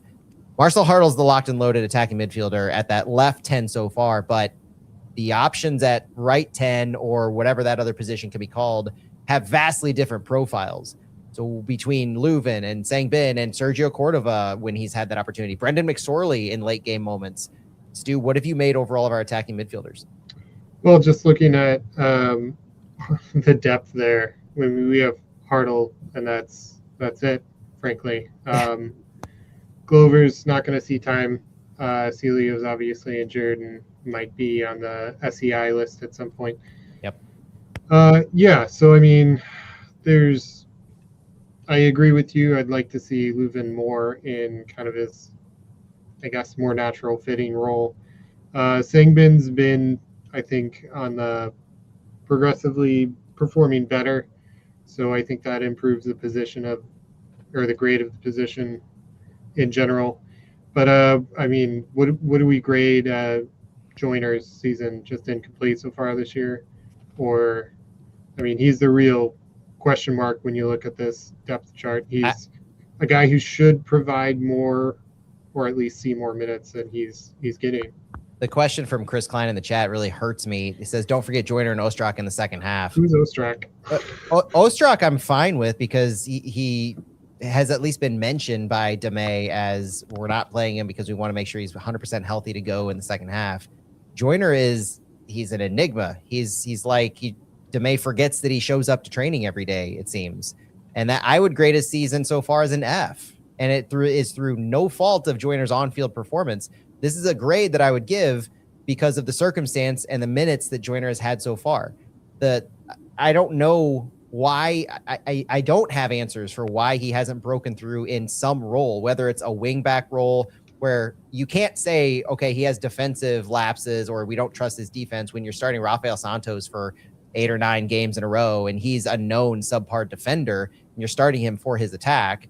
That should or could have been Joiner's spot. And then you have Totland on the right when Vollum struggles. Like those are options available, but they've never been fully implemented outside of these late game sub opportunities. And so Joiner, who saw time in preseason at the right 10, has maybe had a a couple minutes there so far this season. It's just not been happening. And he now has players in front of him who are performing. You have Leuven and Sangbin at that right 10. You have Totland, who's performing very well at that left wing back. And so as long as Conrad Wallem is still getting a run out at right wing back, Joyner's blocked on that front too. I don't know what we're supposed to see out of Mekhi Joyner in the back half of the season. And I'm horribly worried that we're going to transfer or loan Mekhi Joyner this summer as a result. Well, I think the answer is that they just don't see him as a wing back. I think that is why you're not seeing him there. Like outside of when they need to just like throw everything at the wall, go for it offensively, then they can play him there. But like against an FC Tulsa where they're maybe not as worried about like how dynamic they can be, that's when he gets his opportunity. But like I think DeMay was very, very purposeful with how he described like trying to convert Mekhi Joyner into that right side of 10 because they want him to be able to cut into his left foot like in the attacking spaces. That's where they see him as most dangerous. And I just think that there is like something that they're not seeing there yet in terms of his like overall game. But I am, I guess, like optimistic about the second half of the season having that like second training camp to, I don't know. But yeah, like you said, there's not, if they only see him as that right side of 10, there is a lot of competition there. That's like maybe the spot on this team outside of like right center back that has the most options. Yeah, and to Justin's point, Jeremy Clement asked it in the chat, is Joyner blocked if you bring a wing back, or does Joyner just not fit? Joyner's blocked right now despite us not having brought in a wing back. Like we have Totland, Wallem, and Santos, and those three, like you could just mix and match in Totland and Wallem on either side, Santos on the left. Joyner's not going to play the right wing back side. Joyner has no future, it seems, under DeMay at a wing back spot. And it's not because it's not because he's not capable. It's just DeMay has seen something that he doesn't favor of Joyner in that profile for what he wants a wing back to do. So bringing in a wing back this summer, it's almost a moot point as far as Mekhi Joyner, because we've already seen so far an unwillingness to put him in that role for an extended period of time. Yeah, I mean, you probably got freaking like two wide players anyway. So yeah, like, regardless of that, but yeah, it's like I get the impression that they do view him as an attacking player, that they just don't want to like put him in a position where he has to track back as much as the wingbacks do at times and be in that flat back five. And like for better or worse, that's I think what they're going to marry to with him. And while he has played, I think he can play wing back in a pinch. They really want to see him in that attacking role. Okay, we are just under an hour and a half into this St. Louis City look. We're doing well for our 3+ hour pod, Justin. Now, I want to get to the last topic, which is what does the club need to improve upon this summer?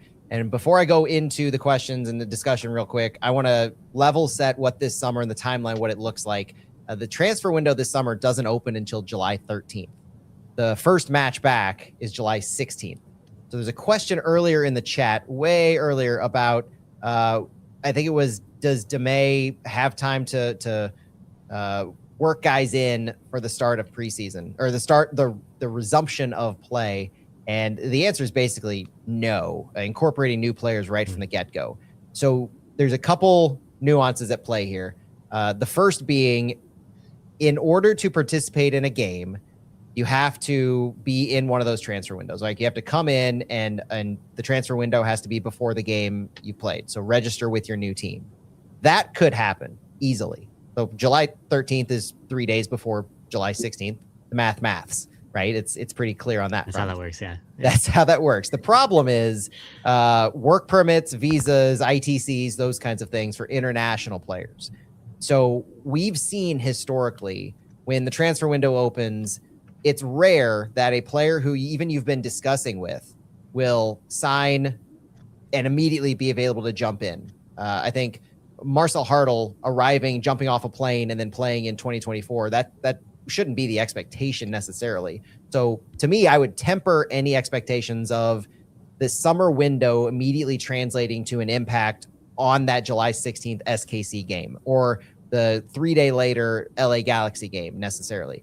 What it does mean, though, is if you have domestic transfers, guys who are from other MLS teams or they're Americans, they have their green cards, they're already at home in their offseason, they can sign a new contract on July 1st and they can train with the team. You have to have your work permit and your visa to train with the team. You don't have to be in the transfer window proper necessarily. That's how I've understood it over the past few years. You have to have the transfer window to appear in a game. So you could see domestic players come in. If we have any rumors, this is the thing to think of this summer. If we have any rumors or reports or actual confirmations or announcements by the club of domestic signings, guys who are not taking up international spots, we're already here in the U.S., they could be candidates to immediately make an impact on July 16th when we play SKC. But otherwise, temper expectations, because the transfer window is open till September, right? That's a huge portion of the second half. And I think the optics of when this season resumes and the almost assumption by fans that I've seen that the summer transfer window happens in between these two periods of play, it's not exactly the case. So we will probably look very similar to what I'm showing here on our stream and what I showed in the depth chart as far as the players we have available right now. I would love it if we had a massive, huge DP signing in the attack available right off the bat, but the pool of candidates that could apply to is very limited. So look forward to later on in the back half of the season as the transfer window progresses, opening July 13th and progressing till beginning of September. I have showing on the stream our club roster profile that I've updated, accurate as of the moves we discussed at the beginning of the pod. We have 3 open senior roster slots and 1 open supplemental slot. And if we sell or don't return JGR, we will have 4 open roster slots. The club has plenty of options available. So I would write off JGR almost as he's not coming back. That's how I'm addressing this. So with that caveat in mind, 4 open senior roster slots, an open DP or U22 slot. You remove Sergio Cordova, you now have the flexibility to go into the different model if you need to, and then an open supplemental slot because Christian Oliveras is on loan as well. Justin, what is your number 1 priority this offseason for St. Louis, or this break for City to do in the summer window? Number 1 is obviously a striker because you just can't go forward with the current options. But like number 2, it's very close with a wing back, someone who can be attacking for the wide spaces. And I think I sometimes look at, and I think I do this too often, of like how Columbus Crew worked under Natse and how like Max Harveston was like the second striker a lot of times. And I look at how St. Louis have had difficulties putting the ball in the back of the net. And I do wonder if there's an option out there where like you spend the DP on the wide player and then like go domestically for the striker and you don't have to spend that DP spot. But like I do think that striker is the number 1 priority. All right, Stu, what is your number 1, or what are your priorities in general for this summer window? Well, yeah, looking at that roster depth chart you had up earlier, wide players, but I don't think we necessarily need to spend on a DP9, and I'm not saying that's what Justin's saying, but I think reinforcing the attack up top is first priority for obvious reasons. No offense to Simon Betcher, but we've seen what he does leading the line, and it's not up to par at this point. So if you can find a Cashfer out there or another team that's upgrading their striker position and maybe getting a TAM level 9 in addition to, a DP wing back sounds pretty nice to me right now. If you can find that level of quality, if you could bring in, obviously the dream, Wagner level player, very difficult to do, but if you can, absolutely worth spending the money on.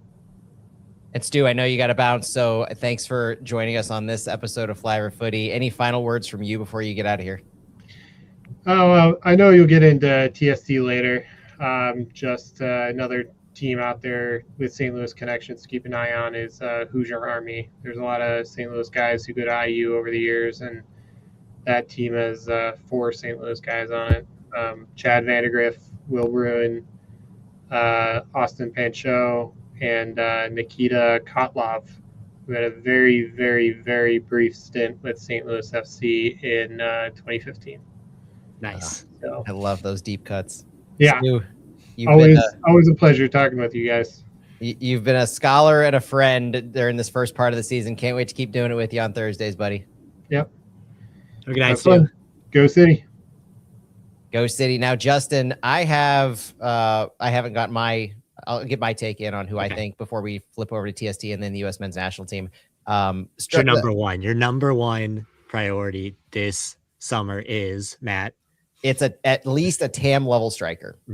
And it is not just that, but I've got additional criteria that I'm going to make Corey Ray listen to. Okay. If I could make Corey Ray listen to, I need a proven goal scorer with at least 2 seasons of 10 plus goals in a comparable league to MLS, a striker who can fit in this system with a proven history, and someone who is at least in their 20s.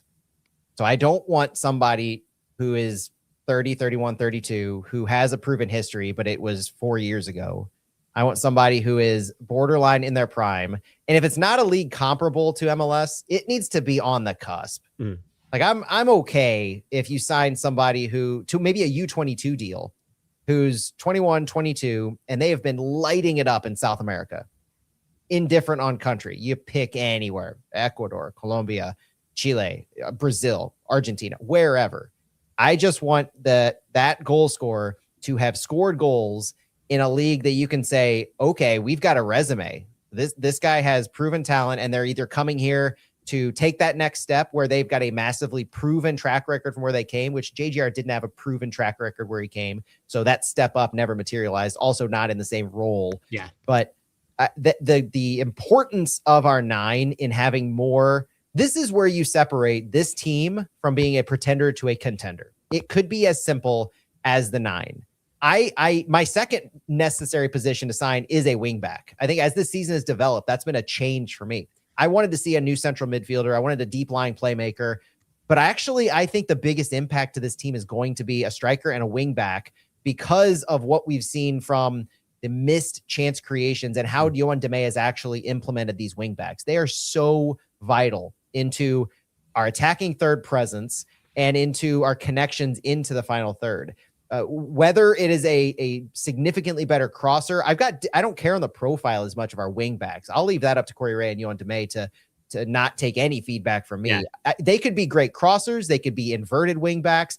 I've seen Demey go with both. And so I know that he doesn't really seem like he prioritizes either necessarily in his systems. He can run with a Santos left-footed on the left who sends in crosses. He can run with a Totland right-footed on the left who more inverts. And both could have success if they had the quality necessary to have that. We just don't have that in any depth. And so you're running now where you're saying, we don't want to play Santos on the left side, so we have Totland out there, but we don't have another option on the right side for Conrad Vollum when he struggles, when you need to give him a break and just reset him mentally. You don't have that player. That's the second part where City is just, if they want to take that next step, they could do it. They could be a playoff contender, I think, by just signing a proven goal-scoring number 9 that adds double-digit goals in these 20 games. But they would definitely be a potential top 4 contender on a full season if they sign a number 9 proven and a wing back that can really excel and elevate that position. Well, I think you see like some of the chances that are missed, not just from the striker position, but also from those wing backs. Like both Vollum and Totland have had some decent misses this year where it's like if they hit it cleanly, it's a goal, or if they so if you can get a wing back who has a little bit more of that to their game, like I think that has the potential to also be like just as impactful as a striker. Yeah, and to be clear, because Chris Gephardt mentioned in the chat, as long as the striker's from Earth, who cares where he's from? My point was on the U22 level more clearly than that, where you would have more of an opportunity, I think, to bring a U22 from South America as opposed to a U22 from Europe or somewhere near the top 5 leagues. In general, it doesn't have to be U22, doesn't have to be TAM, doesn't have to be DP. It should be one of those 3. And I think that can help elevate St. Louis more than just settling for, let's sign this player to a DP deal, even though he doesn't have DP quality, so that he won't be a DP later on. That we deserve better than that. And I think that the front office understands that, and we should expect that. Yeah, and I think they have like a more robust like scouting scope of where they're looking than what we had maybe been used to at St. Louis City SC in past years. So like that also paints of like, where do I even look of like where this player might be coming from? Because I think there's a more global look of where they can pull players from also. All right, so let's level set the options we have available for this summer. We have 6 of 8 international slots used up with the dismissal of Sergio Cordova. We have 2 DP slots used. We have 3 U22s. One of those can be cleared if we offload Jake Goodwood-Reich. So we have the potential to go with either model, a 3 DP, 3 U22, or 2 DP, 4 U22 this summer, depending on what Ray wants to do. If we offload JGR, we will have 4 senior roster slots available and 1 supplemental slot. If we keep JGR, 3 senior, 1 supplemental with Christian Oliveras on season-long loan. Justin, any final words about St. Louis City so far or going into this summer? I think they should also have the flexibility to buy down JGR from that U22 spot too. If So they like want to, yep. even if they were to keep him, there's still a little bit more flexibility that they could potentially like find in a U22 slot. So yeah, I just think that the needs are pretty obvious, and hopefully they're addressed in that way. And I have faith in Corey Ray seeing what everyone else sees. I agree. The needs are fairly obvious. I like analyzing them with you, but at the end of the day, I think we've got a pretty good alignment on what those needs are. We're in alignment on our retool, on our reconstruction of this roster. And they've got a lot of money. That's the last thing. So they had $2.2-ish million of GAM as of March. They are not wanting for cash. They cleared off $2.75 million in yearly salary from Toyshirt and Cordova. So there's no shortage of capability to spend. And I think that puts more pressure, but also sets higher expectations and just makes Corey Ray able to do more. Yeah, and I think to your point about going younger too, Matt, I think one of the reasons why I was maybe not as upset about the João Klaus sell, because if you can move that player on and like potentially replace him with like a 25-year-old who like fits with some of the other young contributors you have on this team, I think that would work out well for them. Agreed. Justin, we are almost an hour and 40 into this. We've got 2 more topics that I want to touch on. One's going to take, okay, let's go. TST 7v7 before we get into USMNT talk. The soccer tournament, or TST 7v7, is ongoing in Cary, North Carolina as of this recording. They play through the weekend. So if you're listening to this either Thursday night, Friday, or Saturday into Sunday, check out the tournament on YouTube, search TST 7v7. It's just a fun time to watch these teams. They have celebrities, professionals, alumni, charity teams. It's a $1 million prize pool for 3 different tournaments that are ongoing. There's a men's tournament with 48 teams. There's a women's tournament, and there's a mixed team tournament with men's and women on the same team, but it's not co-ed necessarily. It's men play for about 10 minutes, women play for 10 minutes, and then switch into what they call target scoring time. And so unique rules of TST, really fun to watch. Target scoring time is after regulation. The target score is set at 1 goal more than the leading team's total, and the game continues until one of the teams hit that total. So if Dueling for Lincoln, that we'll talk about in a second, if they're up 4-3 going into target score time, the target score is 5. The team that gets to 5 goals wins. Dueling for Lincoln would need to get 1. The other team would need to get 2 to win that game. That actually happened on Thursday with Dueling for Lincoln's match, and Dueling unfortunately fell on Thursday. But the reason we talk about this mainly right now, St. Louis has an ambush side and they have a Dueling for Lincoln side, and no disrespect to the ambush side, but in my role as the director of partnership and PR for Forest Park Rangers, I have a little bit of a heart towards Dueling for Lincoln right now, not just because I've enjoyed watching them the past 2 seasons in TST, Justin. This is their 3rd appearance, but the bigger purpose behind their team, they use this platform as a soccer club to raise money and awareness around juvenile.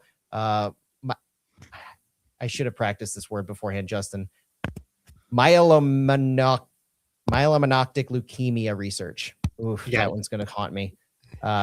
Juvenile leukemia research. Let's just go with that.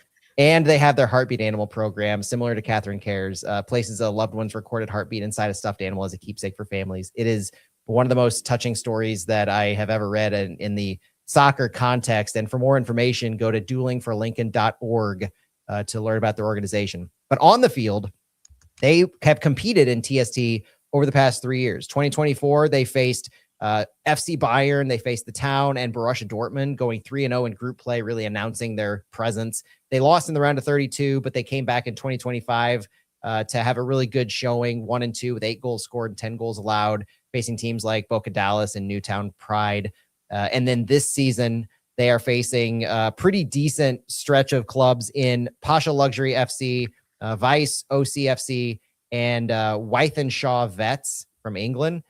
They lost 6-3. They won 2-1, and they played this evening, as of Thursday recording, against Wythenshawe Vets, and it was a fun match to watch. We had a nice Forest Park Rangers watch party at the Pat Connolly Tavern and saw that Dooley unfortunately lost. So they went down 2-0. They came back to lead 4-3 going into target score, and then they ended up losing in the target score time 5-4.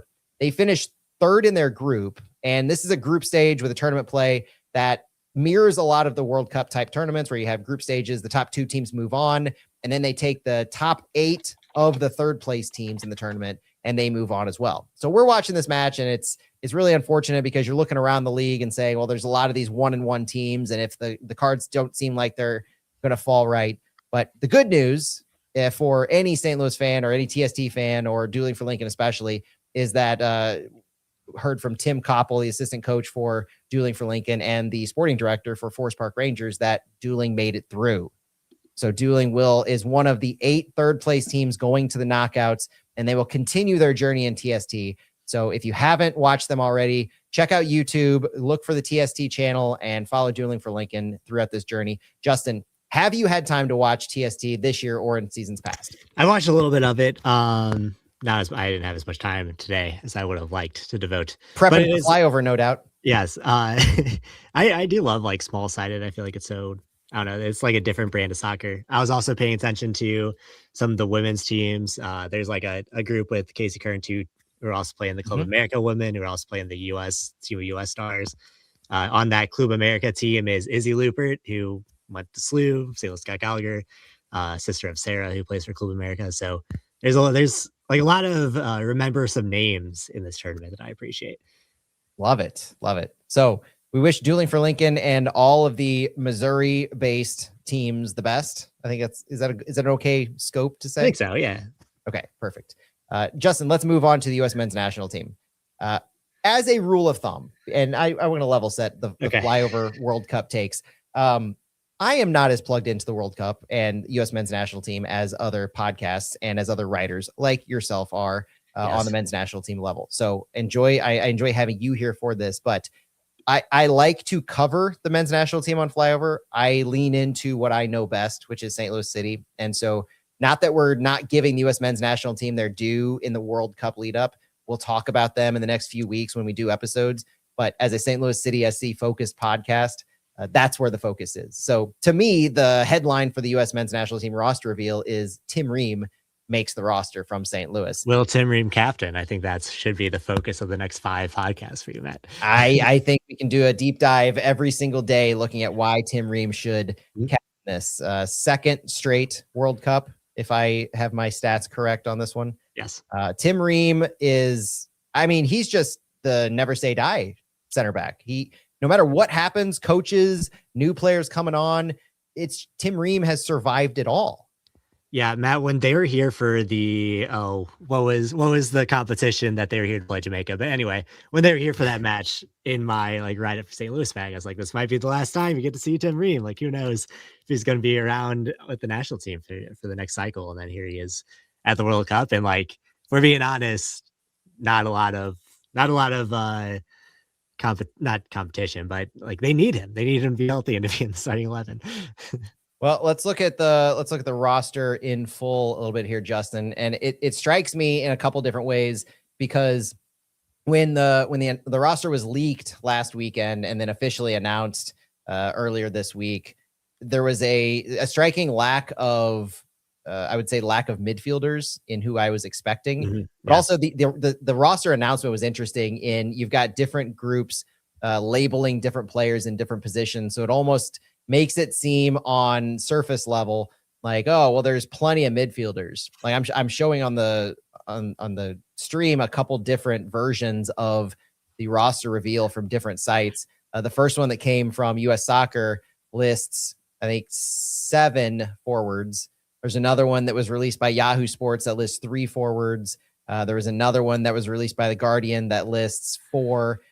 it's not necessarily about, all right, who's a true and true forward, a striker type position, because Christian Pulisic is labeled a forward in some of these. The roster itself isn't overly surprising. There's just a handful of players left off that I think really raised some eyebrows to me. When you look at the overall roster, everybody's read them. I'll quickly list them out. Goalkeepers Chris Brady, Matt Freese, and Matt Turner from the Chicago Fire, New York City, and New England Revolution, respectively.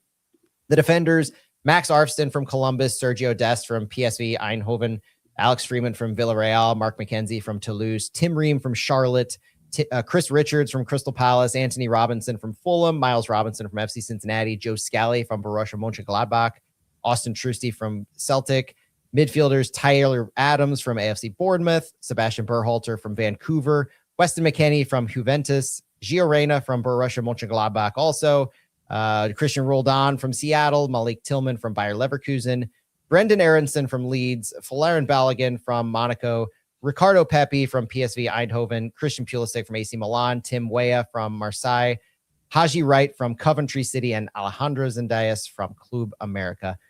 Justin, talk to me about your first thoughts when you saw this leak last week. I know there's a lot of talk about Diego Luna, and like I could see him on this roster, but like because Alex Zendias is on it, I'm not as concerned about Luna and like the attacking side of things. What I am concerned about is that if something happens to Tyler Adams, like there's no cover in defensive mid, and Pochettino's answer is like, we will just have Weston McKennie and Malik Tillman drop deeper. Do not satisfy what I need out of Tyler Adams to be successful. So you're very much Tyler Adams' load bearing for this roster. But outside of that, like you're arguing about like last guy in potentially. Like I would have preferred to see like a Tanner Tessman on this roster, but like it seemed like that last window like really did not go well for what Pochettino wanted to see out of that team. So I don't know. I do not have a great optimistic feeling heading into this. They're good. That like the group in general, I think is going to be very competitive, but the team is not as well rounded as I would hope. And from watching this whole cycle under Pochettino, this half cycle under Pochettino, like they played almost every game with one of Tyler Adams, with one of Tanner Tessman, or with one of like with a defensive midfielder. So like to now at the World Cup be not going in that direction is very, very odd to me. So who is the biggest player left off this roster, in your opinion? Is it Diego Luna? Is it Tanner Tessman? Or is it somebody else like a Patrick Schulte, Aiden Morris? I think it's either Aiden Morris or Tanner Tessman or Diego Luna. Like Diego Luna, just by virtue of being all three of those names you mentioned. Diego Luna, by virtue of being on all like the promotional material, is crazy, and that is wild. Like obviously Pochettino doesn't have a hand in that, but like if you are Diego Luna, I guess that's my problem, is that like how the rejections were handled. Of course, like Pochettino has like gone on record of saying that he emailed those that didn't make it, and that everyone else got like a WhatsApp like video that he recorded for like everyone, not individually. So very, very strange dynamic going on with these reveals. And I feel terrible for Diego Luna, as much as I don't necessarily view that as much of a snub as I do like Tanner Tessman or Aiden Morris. Oh, okay. Well, I was honestly thinking Diego Luna because he was on the promotional materials and he had to dress for that occasion. Had been assuming this entire time. So from a personal level, I feel most for Diego Luna. From a squad building level, I'm probably most going to miss Tanner Tessman. Yeah. And I think your assessment of the last window and not really showcasing himself or proving at the level maybe that would help the roster overall compared to some other players is interesting, but especially interesting when you have a guy like Gio Reyna make the roster. Played 32 minutes as his like longest stint since the start of the year. So yeah, it's hard for me to really like grasp where the logic is in a lot of these decisions. And like Gio Reyna, we all know has the talent. So like, sure, you can make that argument, but if you're saying that you need guys to be fit, you need guys to be like playing well in the system and at club level, like Gio Reyna has not been doing that, but here he is on the roster. So is the most concerning aspect the central midfield, or is it you might even say the sneaky lack of depth at center back, where Chris Richards, he's on the roster. Yeah. But probably a good time to mention that the rosters don't have to be submitted to FIFA until June 1st. and you can make injury replacements up to like a day before the match. Yeah, and I think I view the defensive midfield depth as more of an issue because it's like self-imposed. The center back issue is What just, it is. is the program's issue of not having guys who can replace Tim Ream at this point. Like, but you have decided to leave off Tanner Tessman. You have decided to leave off Aiden Morris, who are guys that don't give you exactly what Tyler Adams gives you, but give you like close to that, especially on the defensive side of the ball. So maybe it is just that Pochettino thinks that the wingbacks sliding into the midfield can provide enough defensive cover, or like whatever the plan is.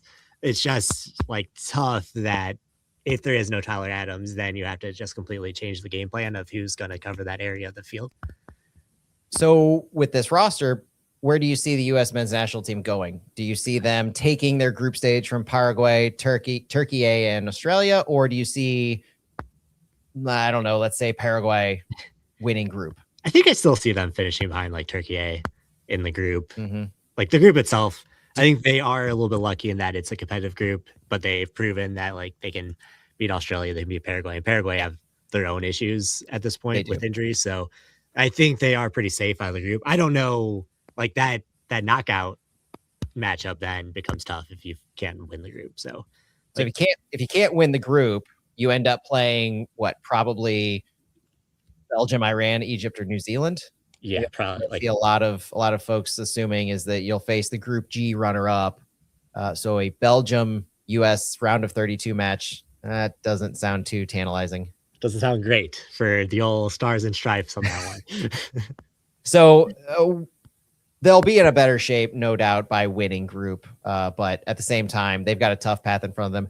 What do you see as the goal for this men's national team? What would you be happy with, and how far they get? Like, I think if you have all this in a home World Cup, like you need to at least win one knockout match. And like the expanded World Cup, like there are more scenarios for you to make it out of the group stage. And like maybe you get lucky in what that matchup is. I think you have to at least make the round of 16. Do they have the depth to handle that? So. Well, I don't know. Like I'm so not optimistic about how this is gonna go, but like stranger things have happened, and maybe Pochettino has something up his sleeve. I don't think that how this whole like buildup has gone. There seems to be a lot of distractions around the camp with Pochettino potentially interviewing with Milan, and like I know all that's like normal stuff because you're not expecting him to stick around after like the World Cup, but I just don't like how this is all panned out so far. I found it amusing that the reporters are catching strays for this one.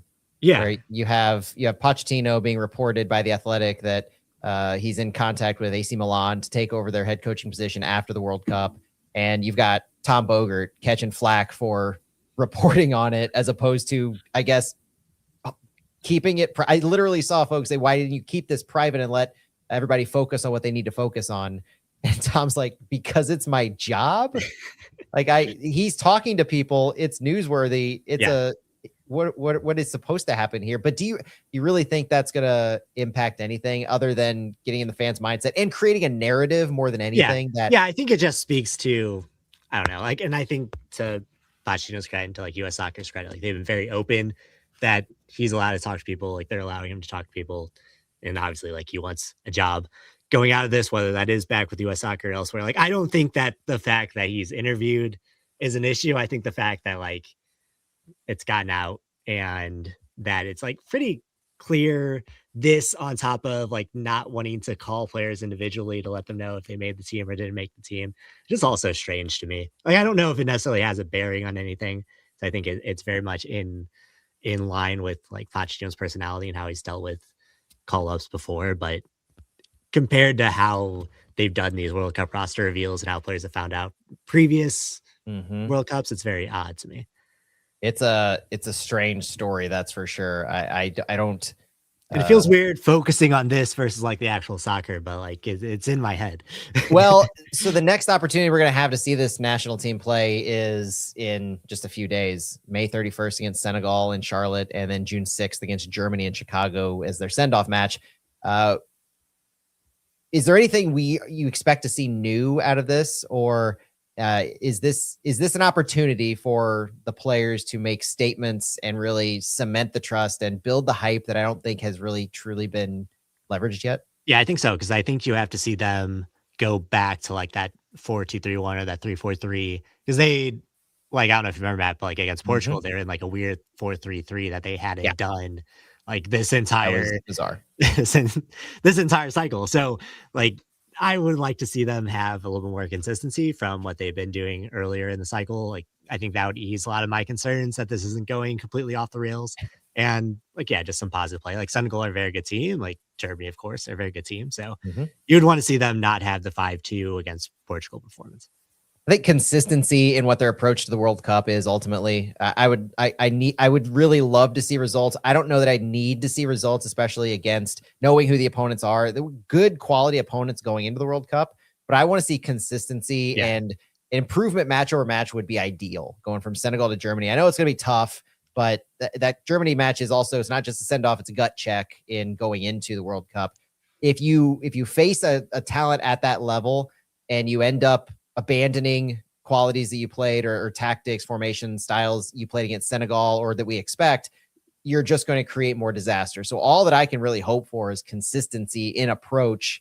And I would, borderline expect to see the same starting 11 or very close in both those matches with about a week in between, knowing that you're looking to build that consistency in your top choice 11 going into these important matches starting on June 12th. Yeah, I would like to see them not get like totally toast on the wing like they did against Belgium. I think that would be a nice little growth point for me. But yeah, I just want to see some consistency. I want to see like returning to the things that they've worked on this entire camp until this point. And like, it's tough because like these pre-World Cup games, you figure like both sides aren't going to give you their best punch because everyone's going to be holding things close to their vest a bit. But so like it's a little bit of a tactics free zone of not wanting to put too much into it. But I just want to see some consistency, a little bit of excitement going forward. I agree with that. Consistency and excitement. What more could you ask for from that? Probably goals, but we'll see what happens on that front. That's probably it for us, Justin. I'm usually more, that's it for us, but I feel like we could continue going on for a long time. Any final thoughts on the men's national team and the summer of soccer that we're now upon us? No, just that like I have not been like super optimistic about the World Cup for obvious reasons, but I found myself getting excited the other day, and then the roster dropped and I went spiraling back down towards earth. But I am excited to see, like, I think we're at the point where like after the last World Cup, looking ahead to this one, like I'm excited to see what Balogun can do with like as the guy this time around. And I think there'll be some very exciting games. Of course, like I would love for there to be a positive outcome out of the summer of soccer just for my own selfish reasons. So let's hope for a good run. I don't want to be so pessimistic. I would love for this team to actually make a run. I don't feel too confident about it. Now, and on that note, the summer of soccer is upon us. City has a ton of activations to use the marketing speak in me. Around town, you have I would just say go to summerofsoccerstl.com/40 days of soccer, and they've got their full calendar. You can sync it up with all the upcoming events. There's watch parties at the Ultra Club. There's mini pitch activations. There's pickup games all over the place. There's a lot of fun events that City is doing in and around the area related to and on top of the World Cup. So I hope to see a lot of folks out there in a bunch of these. Enjoy the summer of soccer as we enjoy the build up to the U.S. men's national team appearance or whatever country you support in the World Cup, because I have seen the flyover stats and there are little pockets here and there, and I can't tell if it's vacationing folks or if it's actual listeners.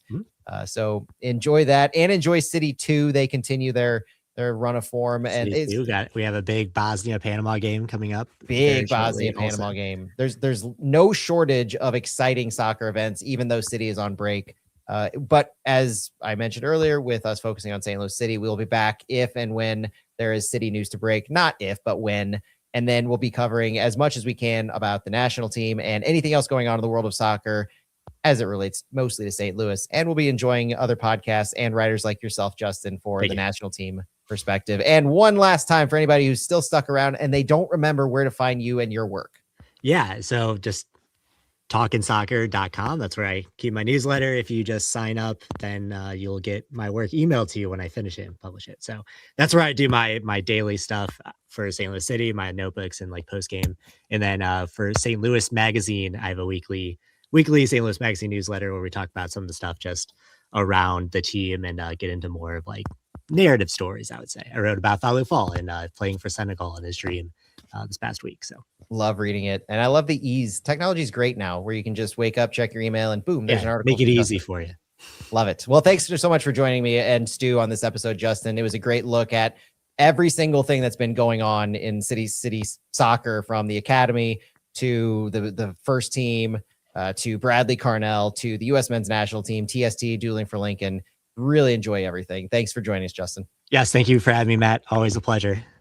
All right, that's it for us on Flyover Footy. For Justin, Stu, I'm Matt Baker. Thank you for joining us on this extended and finale version of the first part of St. Louis City season. We'll be back for more when news breaks. Other than that, enjoy the summer of soccer. Enjoy rooting for the national team of your choice, and we will talk to you later.